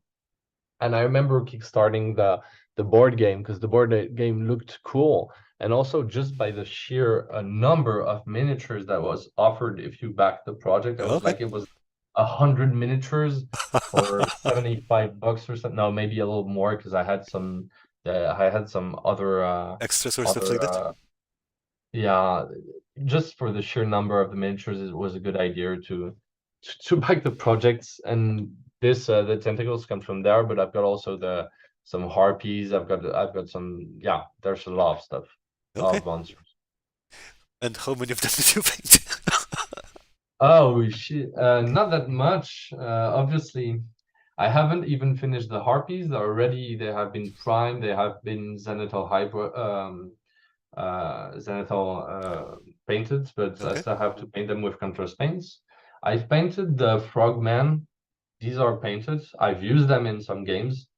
Okay. Uh, they've been used. Obviously, I've painted the tentacle monster, but it's pretty much it. I didn't paint the rest. I didn't even paint Hellboy. We'll see. Yeah. Maybe one day I will break my leg or something like that, and I'll actually have time to paint more miniatures. For now, I'm actually painting the creatures, many monsters. I'm painting a lot of. For now, I can show you. I haven't posted on All right. Instagram, but I've been painting a few of these guys. So these aren't finished, of course, but I'm painting. Wait, I don't see what I'm showing. So I'm painting these Reaper guys. One sec. So yeah, maybe my webcam isn't No, doing no, it. no, no. Hang on. Oh, there you go. Yeah, okay. So I'm painting up these guys. These are shit, my camera is inverted, so I it's super counterintuitive. Okay, you're not gonna see shit because it's too dark here, but yeah, I'm painting up those guys. Doesn't look like much, but they're gonna be cool looking at the end. Anyways, Frog people. so sorry, I show you some miniatures and you don't see anything, but yeah. So I'm painting pretty much all my underwater monster guys. And yeah, the contrast paint is really coming handy. So that's all contrast paint? Yeah, this guy was painted only with contrast paint. So obviously there's so these guys I've based them in a sear gray, so a gray. Then I'm Okay. doing zenithal highlights with the airbrush to get some nice already contrasts with the base, let's say. And then directly with some contrast paint. I still haven't put any details or highlights on this guy. Oh, because And it, it, I'm it sorry, already looks very striking. the image is pretty shitty, so I'm sorry about that, but you can already see, even with the shitty image, you can already see how the contrast paint really already works Yeah. pretty well. So yeah, I'm really not I'm happy. I never buy some, usually since I'm last time I put some stuff at Citadel and Games Workshop, I was like, you know, a teenager. I just really made an exception for this paint. And I know that many other the brands have like created similar paints now, similar lines of paints now following the contrast paints, but contrast paints were the first, I think, to propose this kind of quality. So I was really interested in that, and I must say it's expensive because you know Games Workshop and Citadel is Yep. expensive. Yep. Definitely. So you know, I like to reuse stuff, like thrash and stuff like that. I mean, I buy some good stuff and good equipment when I didn't need it, but I prefer to use some cheap or easy to obtain stuff. Sometimes you need good materials, and this is the type of exception I'm willing to make Yeah, for that makes this absolute type sense. of paints because it's kind of worth it for me. It really saves time, and I know I can achieve to paint miniatures that would probably stay unpainted if it wasn't the case. Because if even if I'm not a professional painter and I don't want something to be showcased or anything like that, I still want to be happy with my work, and I am perfectionist like most of us are. So I'm not just gonna slap some paints on a miniature and say, okay, it's done, because these miniatures have, you know, they're not like free. I had to buy Also, them. yeah. So you still want to end up with something pretty, but also something you can paint and have the time to paint. So it's actually a good compromise for me, even if it's kind of pricey. Okay, I see Mike from Net1 Videos just dropped in and out. Hey guys, sorry I missed the stream. Landvaettr, I love your stuff, dude. Miss your YouTube videos, and your kids' armor was epic. Okay, sorry I got to go again. Thanks, that one. Yeah, it's love his work too. His video are great. Now he now he can put he can put some content out there. He does put some really cool content with Oh yeah. some cool editing, and he's got some great projects, like big projects. I don't know how he does that. He also has at least one kid. He's got a young daughter as well, and yeah, he's got some. He's probably gonna do a burnout, but yeah, he does some amazing stuff. It's Yeah. great. Thanks for popping by. And he's a great guy with a carving knife. I know we were talking about wood carving earlier. He's the man to watch for that. Yeah, yeah, Okay, but in the meantime, could you go back to this Viking here because there are some details here that are just awesome. I like the texturing on the trousers. yeah. Try to replicate some the what the textile could be. Mm-hmm. I mean, the miniature is already these. This is a, if I remember correctly, a hassle-free miniature. All So right. hassle-free, maybe you know the name, is they've been putting out like really beautiful sculpts, and they actually are closed. I think hassle-free is Really? now. I think hassle-free doesn't produce. I think they still produce, but like thing to be printed 3D. I'm not sure they still produce, or maybe it was someone else. No, I think it was hassle-free. I And I have no think, idea. or Redbox Games, maybe. I don't remember. Shit. Maybe I do. Maybe I say. I'm gonna check. In any case, the stance was incredible. So I really wanted to give this miniature like justice. I did spend quite some time painting it. So yeah, I tried to put on as much details and texture as I could on the miniature. Now this is seen very close, so it's actually very embarrassing for me because No, I'm really happy with the result, but really I'm not an there expert is at absolutely paint. nothing embarrassing about this. This is a great paint job, Yeah, I'm really happy with it, but it's yeah, and especially the shield. the This shield. shield is Yeah, absolutely beautiful. I'm really happy with the shield. The shield is really cool. There's still some problem with the lighting from some places, but it's still a very decent non-metallic metal. So yeah, I'm pretty happy with the shield. It's really small, so Yeah, I I mean think that's I just did a good job. 28 millimeter. Yeah, Yeah, yeah, that's it. And yeah, I was really I really liked this model. It wasn't cheap as well. Uh, but it's in resin, so it's not plastic, it's not metal, and it's very fragile as well.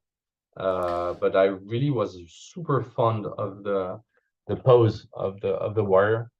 Like it was super dynamic. it is So I very really dynamic, liked it. and that splash of water on the feet really. I mean, this is a great scene.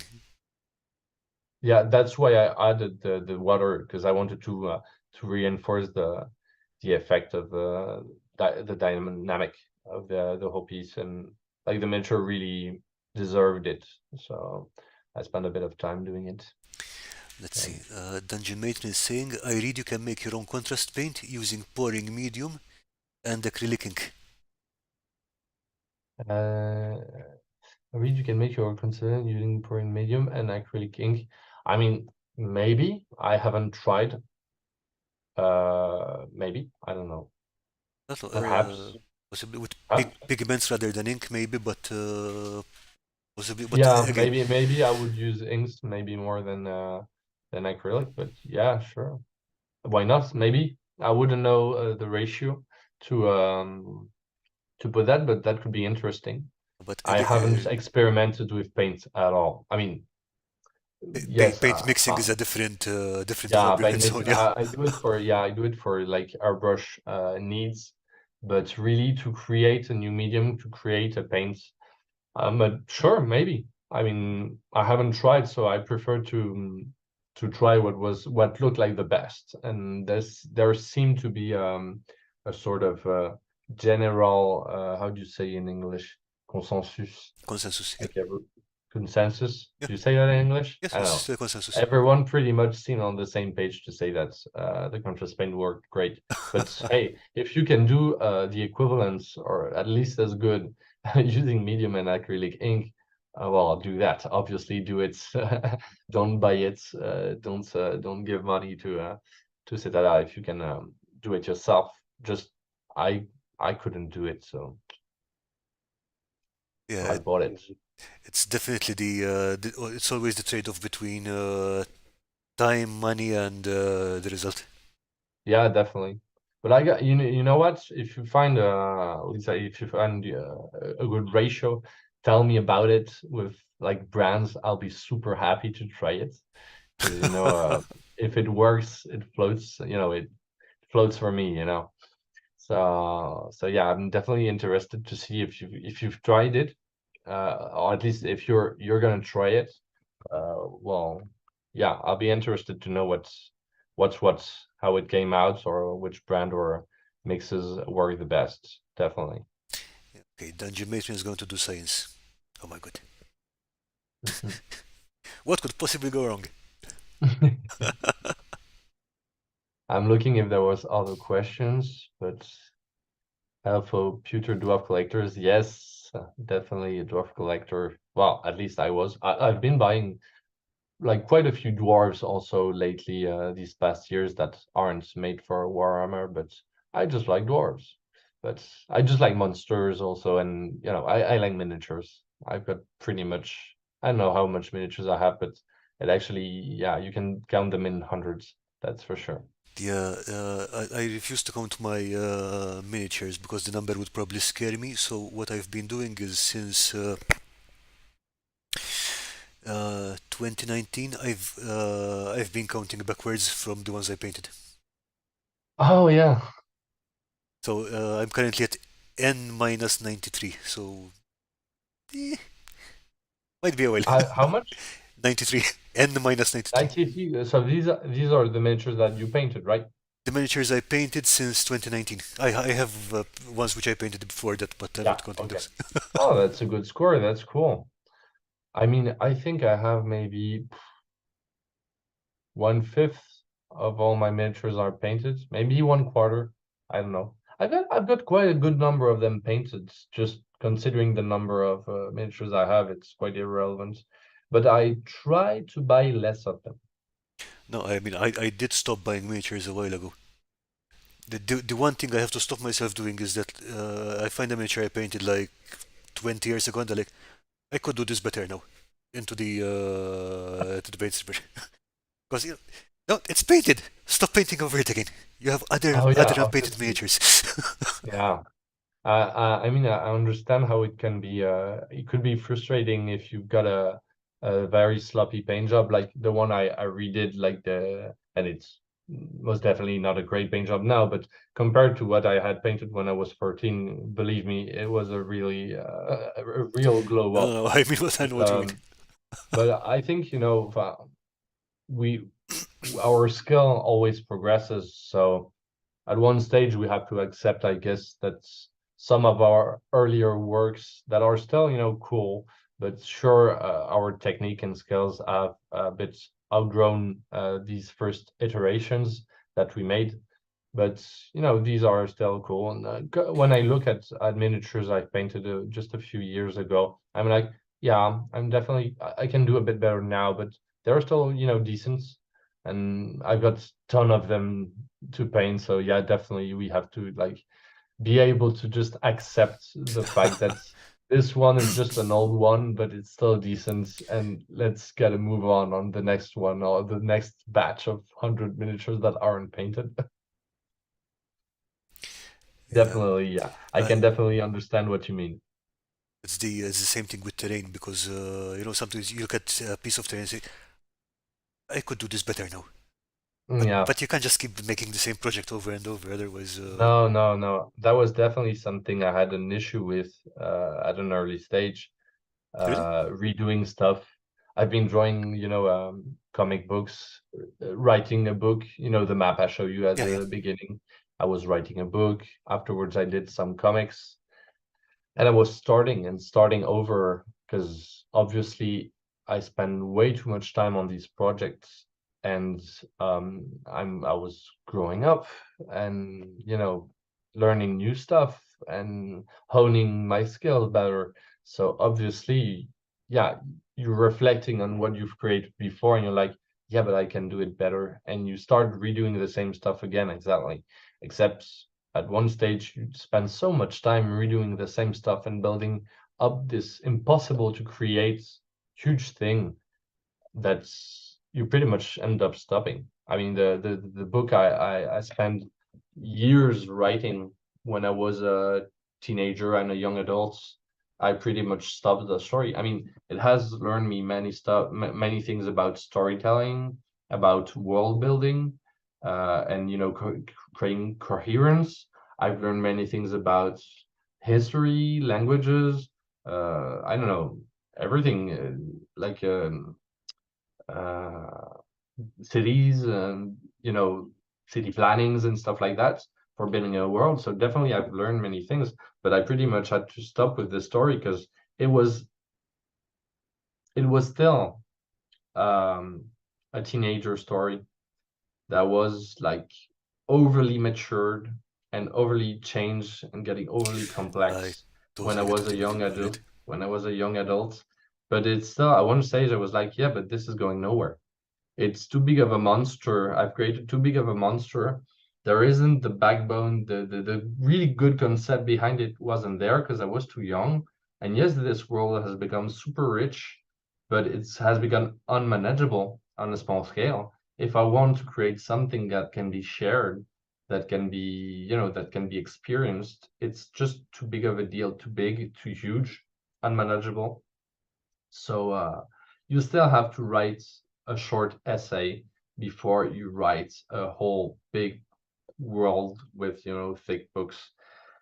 You still have to, to write the Hobbits before you write the Lord of the Rings and the Silmarillion. Now, I'm not comparing myself to Tolkien. Obviously, it's just it's just a sort of way to show you that, redoing the same stuff. I used to do that all the time when I was younger. But the less you have time, the more you understand what's like important. If you spend too much time redoing the same thing, I had this issue. You end up finishing nothing. True. It's Yeah. as easy as that. You just never finish. So yeah, you learn a lot of stuff. You get really good actually at many things, but you never have the joy of experimenting anything finished. You never have the capability of showing something finished to someone because you never want to show it because it's never finished. It's never good enough. You're working on it. It's gonna come out amazing one day, but for now you're working on it. So no one can actually experience it, enjoy it, and you can't really have your catharsis. And it's pretty much all the points there is. So I think when I was about 20, I started understanding that and getting a little less perfectionist. Just what has to be done to do something good, but accept that sometimes you had to have it finished. And sometimes it wasn't that good, but it's okay because it's finished. And anyway, I know myself. I know I'm going to go on something different, another project. If you stay too much on a project, you have a new idea and want to do something different at some stage. So you're definitely going to drop what you're going to be spending too much time doing before. So I think you have to manage your expectations. It's very important. And many artists don't know how to do this. I know Excuse I me. didn't know how to do this when I was a bit younger. I'm still young, but I definitely understood that you have to manage your expectations. Some of my crafts may look impressive because I spent some time to do it. Sometimes it's because I was really like stubborn, but I'm not sure it's always a very good idea to be that stubborn on such big projects. Sometimes I think, doing some small scattered terrain that can actually be used that are, simple, elegance, but nothing groundbreaking, nothing incredible, nothing very fancy, nothing that would win a contest, but that you can actually use on the game nights. Yes, Like, and stuff you finish and you feel that satisfaction. Okay, I finished this. yeah, But it's done, it's useful, others can enjoy it. I mean, yeah, the fact of redoing the same stuff, it has been kind of a demon for many, many years for me when I was younger. I mean, But I don't have this issue that much now because I don't have much time. So so you really have to focus on, okay, I need this, and this. Off. Boom. yeah, and actually, I kind of power through more, maybe by sacrificing a bit more sleep. No, that's not a good idea. Believe me, that's not a good Sometimes idea. by dropping projects or postponing them also. But I try to finish one thing at a time, at least. But that's a good point also because yeah, what you said about dropping projects because many people get stuck on a project just because of the sunken cost. Like I have put so much effort on this project that I have to finish it. Yeah, yeah, definitely. That's what I experienced with the book nook. I spent a lot of time doing it, and the book nook I did like with the small house, and I started it like in my head it was, oh, I'm gonna do the same project as my students, but I'm gonna do something simple because I had another project to do, and I spent way too much time on it, and at the end I was like, yeah, okay, I have to power through because I put too much time in it. I have to finish it quick, but I have to finish it because it was way too much work to just drop it not finished. Of course. Way too much time put on it.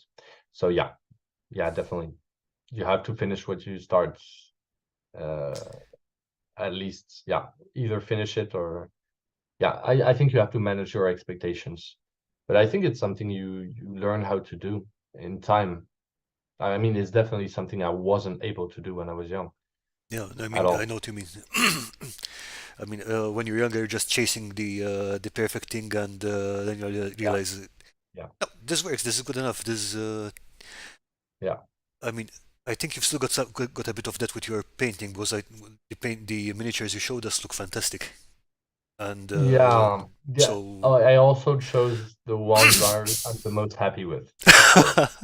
So I Hey, that's showed good. you the That's ones good. I spent a near irresponsible amount of time painting. But I actually most of my miniatures you can see some on Instagram are most are like good enough. They are absolutely tabletop ready, but they aren't as nice in details as the one I showed here. Yeah, but Obviously, I've chose to show you the ones that I have that are comparatively for me, for my skills, masterfully done for my skills. Like they're the best I can do for now, as far as miniature painting is concerned. But I can totally accept having just tabletop ready. Uh, let's say a little bit average, above tabletop ready painting. I have many of my miniatures that are correct paints, but they are colorful, and that's the most useful on the table. yeah, and those are the minis you get to enjoy because those are the ones you put on the table and play with. Yes, yes, definitely, definitely. Okay, Tina Martins. Okay, early bird tomorrow, so I'm sorry but have to leave. Bedtime for me. Good night, Tina. Good night, Tina. Thanks for dropping by. Good night. Okay. Speaking of, would you like to have a look at the at what the others have posted in Discord? Have a look at the pictures in there. Yeah, sure. Okay, I'm going to bring them on.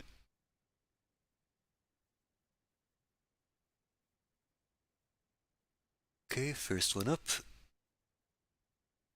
a camping store from Earthman Brick. Nice. I love the details at the back. Okay, I think some of them are resin pieces, but then out of them like these bags over here, and I think most of the bags over here is scratch built. So Yeah, some of these have been cast, that's sure, but yeah, some of them are crafted.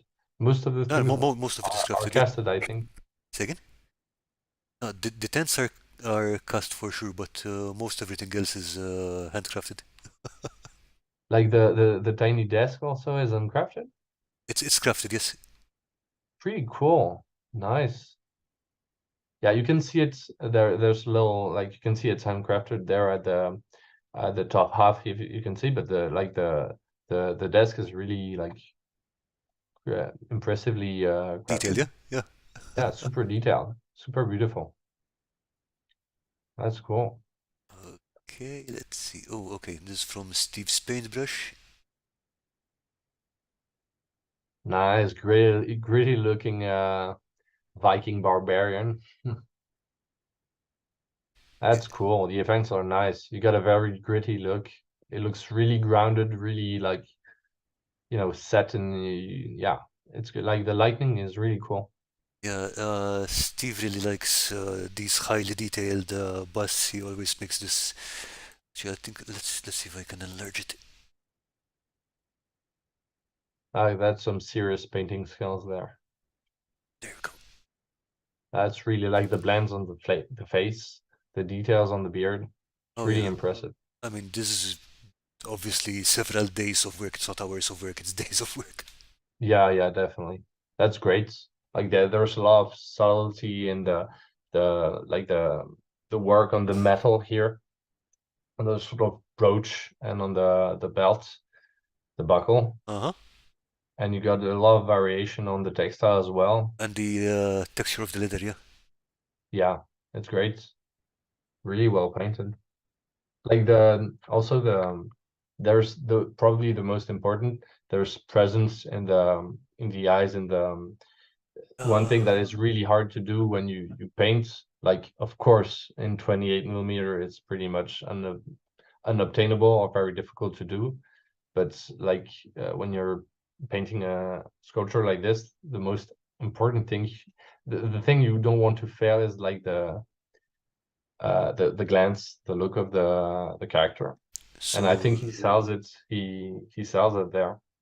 when you say the glance, you mean like the way the iris is or the way the pupils are pointed, or No, it's not a question of details. It's super subtle. It's like give the impression that you've got a living being.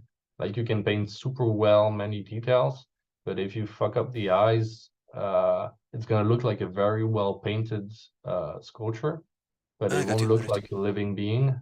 Like everything's gonna pretty much if like you can have a very average, I think you can have an average paint job or not being the best at blending details and stuff. But if you manage to pull off a good look, you can have a convincing character because he looks alive. He looks like he's looking at you or looking at something or having a purpose. I And see. it's probably the most difficult to do. And I'm not sure it's just a question of doing like painting the right thing at the right space. But I think it's also, I don't know, it's very subtle, but like the look is super important in miniatures. And I think he achieved something cool here. For me, he looks like definitely concerned and a bit pissed off, but it looks like he's reflecting on something, either looking at something. Yeah, you can see the direction of the look here. Okay. And it's not directly, for me, it's not directly looking at the viewer. It's Yeah. like looking at something else, Off the side. Yeah. that's on the side and like being quite pissed off about what he sees, like a bit preoccupied and pissed off about what he sees. Either he's like looking at the vague and thinking about something that pisses him off. Maybe a revenge, he's looking like a badass Viking dude, probably on some kind of killing spree revenge, or he's looking at Olive doing some shit on the boat and he's like, what the fuck is he doing? In any case, I don't know, looking at this, he looks like he's got something on his mind and he looks alive, and that is probably like what you can achieve the most for me on a bust. You want some like a character that looks like he's, something's happening in the eyes, in the spirit, and that's cool. That's really cool. Okay, one sec. Danjimator is saying Paul Patelia has Landvaettr seen your work? I bet he would love it. Martin, yes, I would suggest you post some of the pictures, even of your older stuff, because Martin was very heavily inspired by some of your work, and then he took it off in a whole other direction. I saw some of his work, I think, but lately, because I think I subscribed very lately on his Instagram or his YouTube. I don't remember. Ah, okay, so we've seen them then, yeah. Yeah, but shit, I don't remember how to Okay, see it. we'll find them later probably. Yeah. Now from Chimera or Gaming, Oh God, this is that's very that's unusual. that's yeah, that's gross. This looks tasty. What's the purpose? Like, what is it for? I have no idea. I said that it's work for a client, but I It mean, looks like something you would put on a plate, to play on a prank or something like that. I mean, it looks good. It looks yeah, I pretty mean the much, it pastry looks disgusting, but it's looks really good. well made. It's really well made. Tentacles in a bun. Yeah, I mean, yeah, the pastry does look good though. Okay, another one from Steve. Foreground MDF benches and some antique terrain pieces. And that's that's a cool. nice small piece of park terrain. Yeah, discarded playground. Really cool. Real well made. I can almost hear it in my head. Yeah. Yeah, definitely. Like post-apocalyptic playground, Aren't they all? overground stuff. Okay, let's see. Tina Martins working on her Hogwarts build.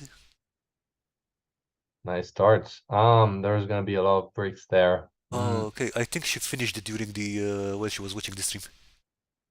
Ah, cool. So how are the bricks done? Like, not individually, I Yes, hope. yes, No. yes, They are? Oh they are, my yeah. God. Oh no. Well, we have to stop doing this. I've stopped doing this. I know you guys continue to do this, but I mean the results, you can't deny the results. They're always exceptional when you do by hand. Oh yeah, But takes so much time. Some crafters like think it's like therapeutic, but many others it's like the worst thing ever.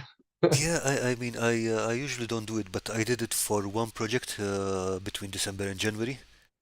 It took ages. It's like Yeah, it took it 10,300 something bricks. It was like, it why did I takes do it? ages. Yeah, but the results, No, great. I love the results. It's just I am happy to have finished it, but yeah, I probably don't want to do it again. Yeah, it's exactly that. You're happy to achieve the good results, but you just don't want to hear about it again for a long time. Yes, yes, exactly.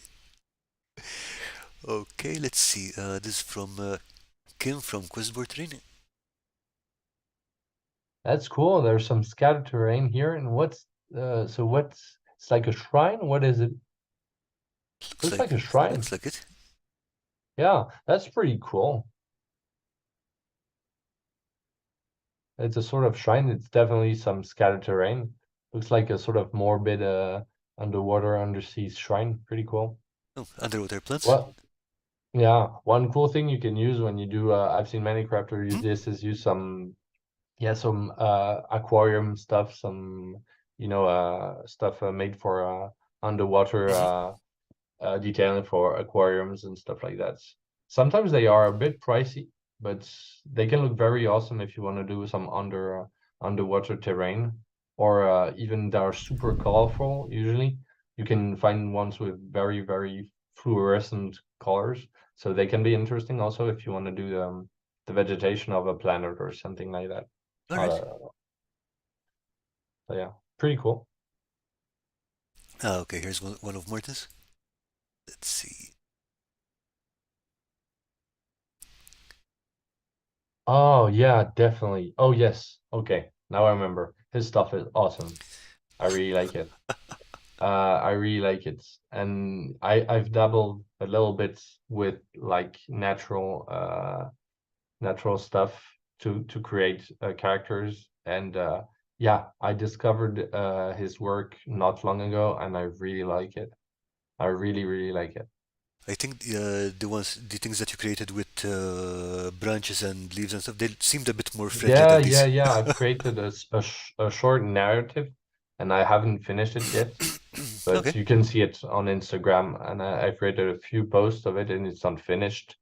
Maybe I'll finish it one day. But yes, I created a narrative of small sort of quests of small beings being built with like branches, much like what he does, but except he's got a twist, sort of darker twist to it that I really like too. And yeah, his miniatures are cool. Like using natural elements to create miniatures and sculptings like this is really something that I find really cool, and he does it masterfully.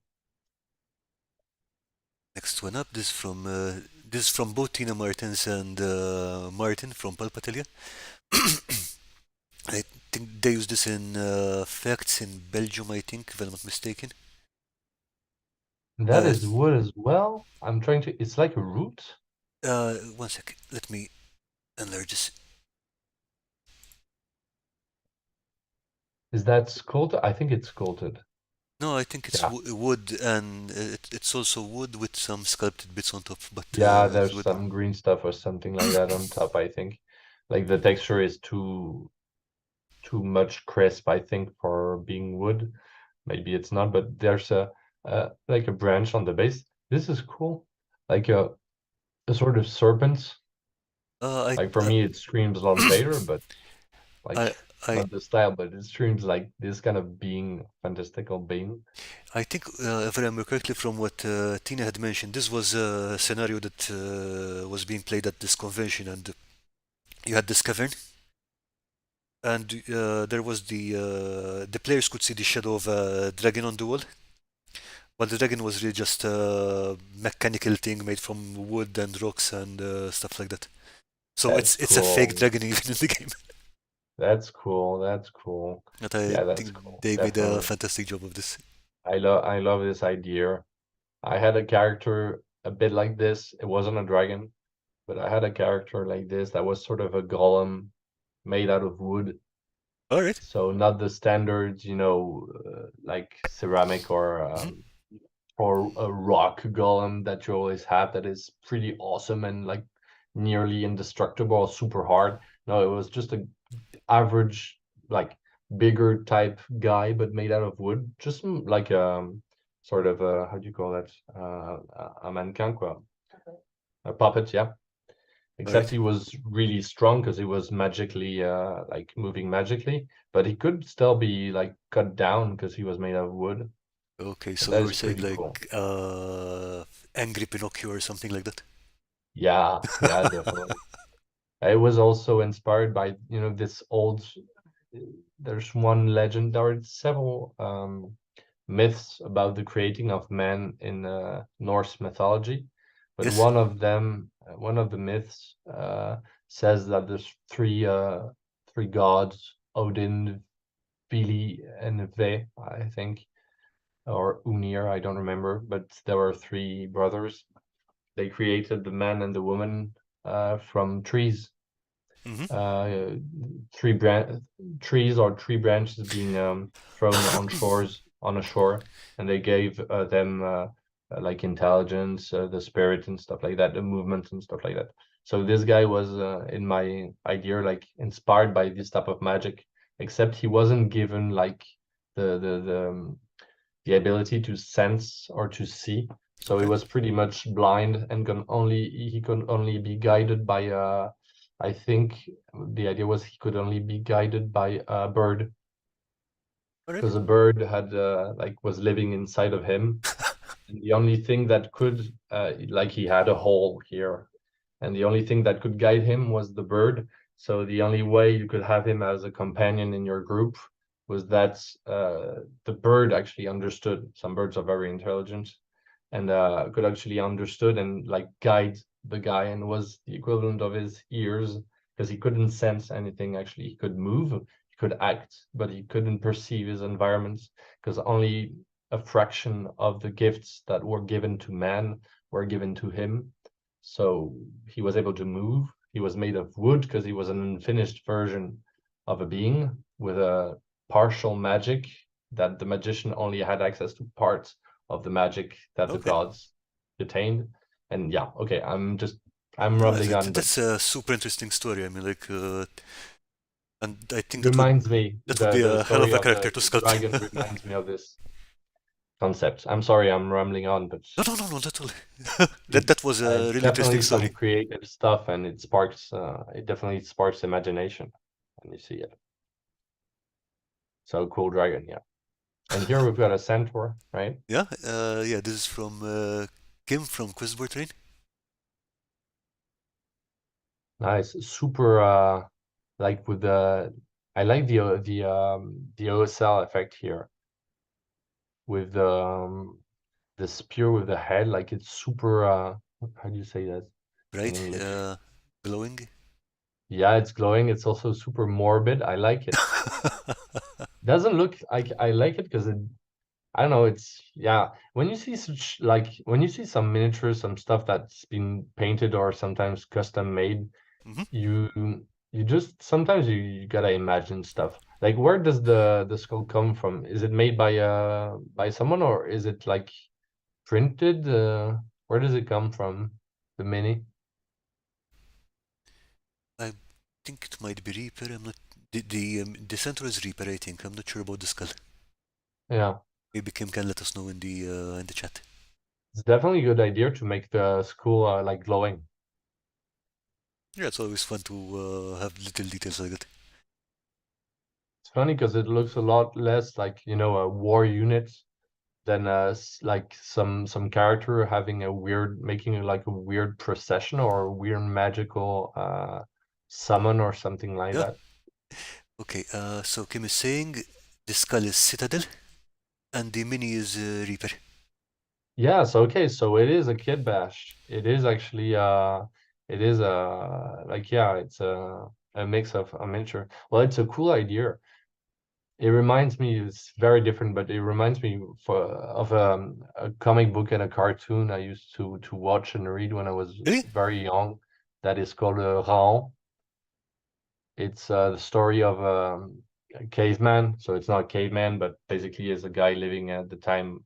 Yeah, he's a caveman, except Homo sapiens sapiens. But and in one of his adventures, he wanders in a swamp, and like he's super smart and super like he finds new way and he invents systems in this like the concept of the comic book is that the guy is real smart, so actually he invents like all of the big inventions, like he understands the mechanic behind it and he creates stuff to help people he meets. So he meets with a lot of tribes having issues to survive, and he basically invents like early on technologies to help them survive. And in one of on the story, he still is a guy from like prehistory, so he still believes in like life after death and like spirits and stuff like that. At least he's been nourished with that because it's by its upbringing and everything. And at one stage, he's lost in a swamp, and you've got these floating heads like that, like lighting floating heads, and it's like fuck, I'm lost on the other side. Like I'm actually dead. And he finds out actually that it's not magical. These are like people walking on with sticks, but they have this old belief of like another life, and it's really cool. It really reminds me of this. There's this yeah this vibe of a sort of ritual. Doesn't look like for me it doesn't look like a very like martial nature, but it definitely tells a story. So yeah, it's a cool idea. Okay. What do we have here? Another one from Tina. Cool. I'm not Now sure. that is a cast, I think, right? I think it's a 3D print, but I'm Yeah, not. it looks like a 3D print. It looks sort like something Looks like a from dwarf. Warcraft. Warcraft 3. Yeah, nice. Yeah. With just the zenithal dry brush and the highlights already pops off so Oh yeah. much. I mean, fill in some details in there and maybe the carpet, and it's already going to look great. Yeah, definitely. That's a cool model. Full What of angular stuff. do they call it in Warcraft? I think it was called the Altar of Heroes or something from Warcraft. I'm not sure. Yeah, couldn't know, but yeah, sure.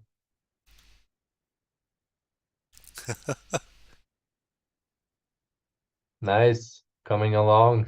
Oh my God, look at the size of these bricks. Yes, they're It's they're it's tiny. ridiculous. I think she mentioned 8 by 5 millimeters. So Oh my God. Why are you doing this to yourself? I can see us at the back right yeah. there. The sheer patience between these projects, seriously. But it's gonna look awesome. I mean, it's Hogwarts you're doing. Yeah, she's building Hogwarts. Yeah, that's awesome. Like the result should be really cool, but that's gonna be an insane amount of work because uh, that's like the main tower. But God, I can't imagine how much work. Like, it's Tina, right? Who's doing it? Tina, yeah, yeah. Yeah. She's doing the whole castle? She's doing the whole castle. My fucking God. She already finished most of it, I guess. So That's gonna be so much work. I Like mean, I didn't follow the work at all. But like what percentage of the project is she just started or she no, has no. I most of think it she's been completed? working on it for a year or two now. Oh, okay, so she's got many things covered. Yeah, yeah. I mean, it is massive. I mean, it's like I forget, I think it's about 1 meter by 2 meters. I'm not entirely sure. It is very large. Oh yeah, almost definitely. Oh God, I gotta see this. I'm gonna check on work. That's awesome. I mean, that's got to be a lot of work. Can't wait to see this finished. Yeah, I mean we're all looking forward to it because it is a beautiful project. Yeah, not bad for 2 hours of work. Yeah, I think putting on bricks for 2 hours. Yeah, think it's good. You don't want to spend too much time. Like, you don't want to spend 4 hours putting on bricks. I think you got to keep your sanity.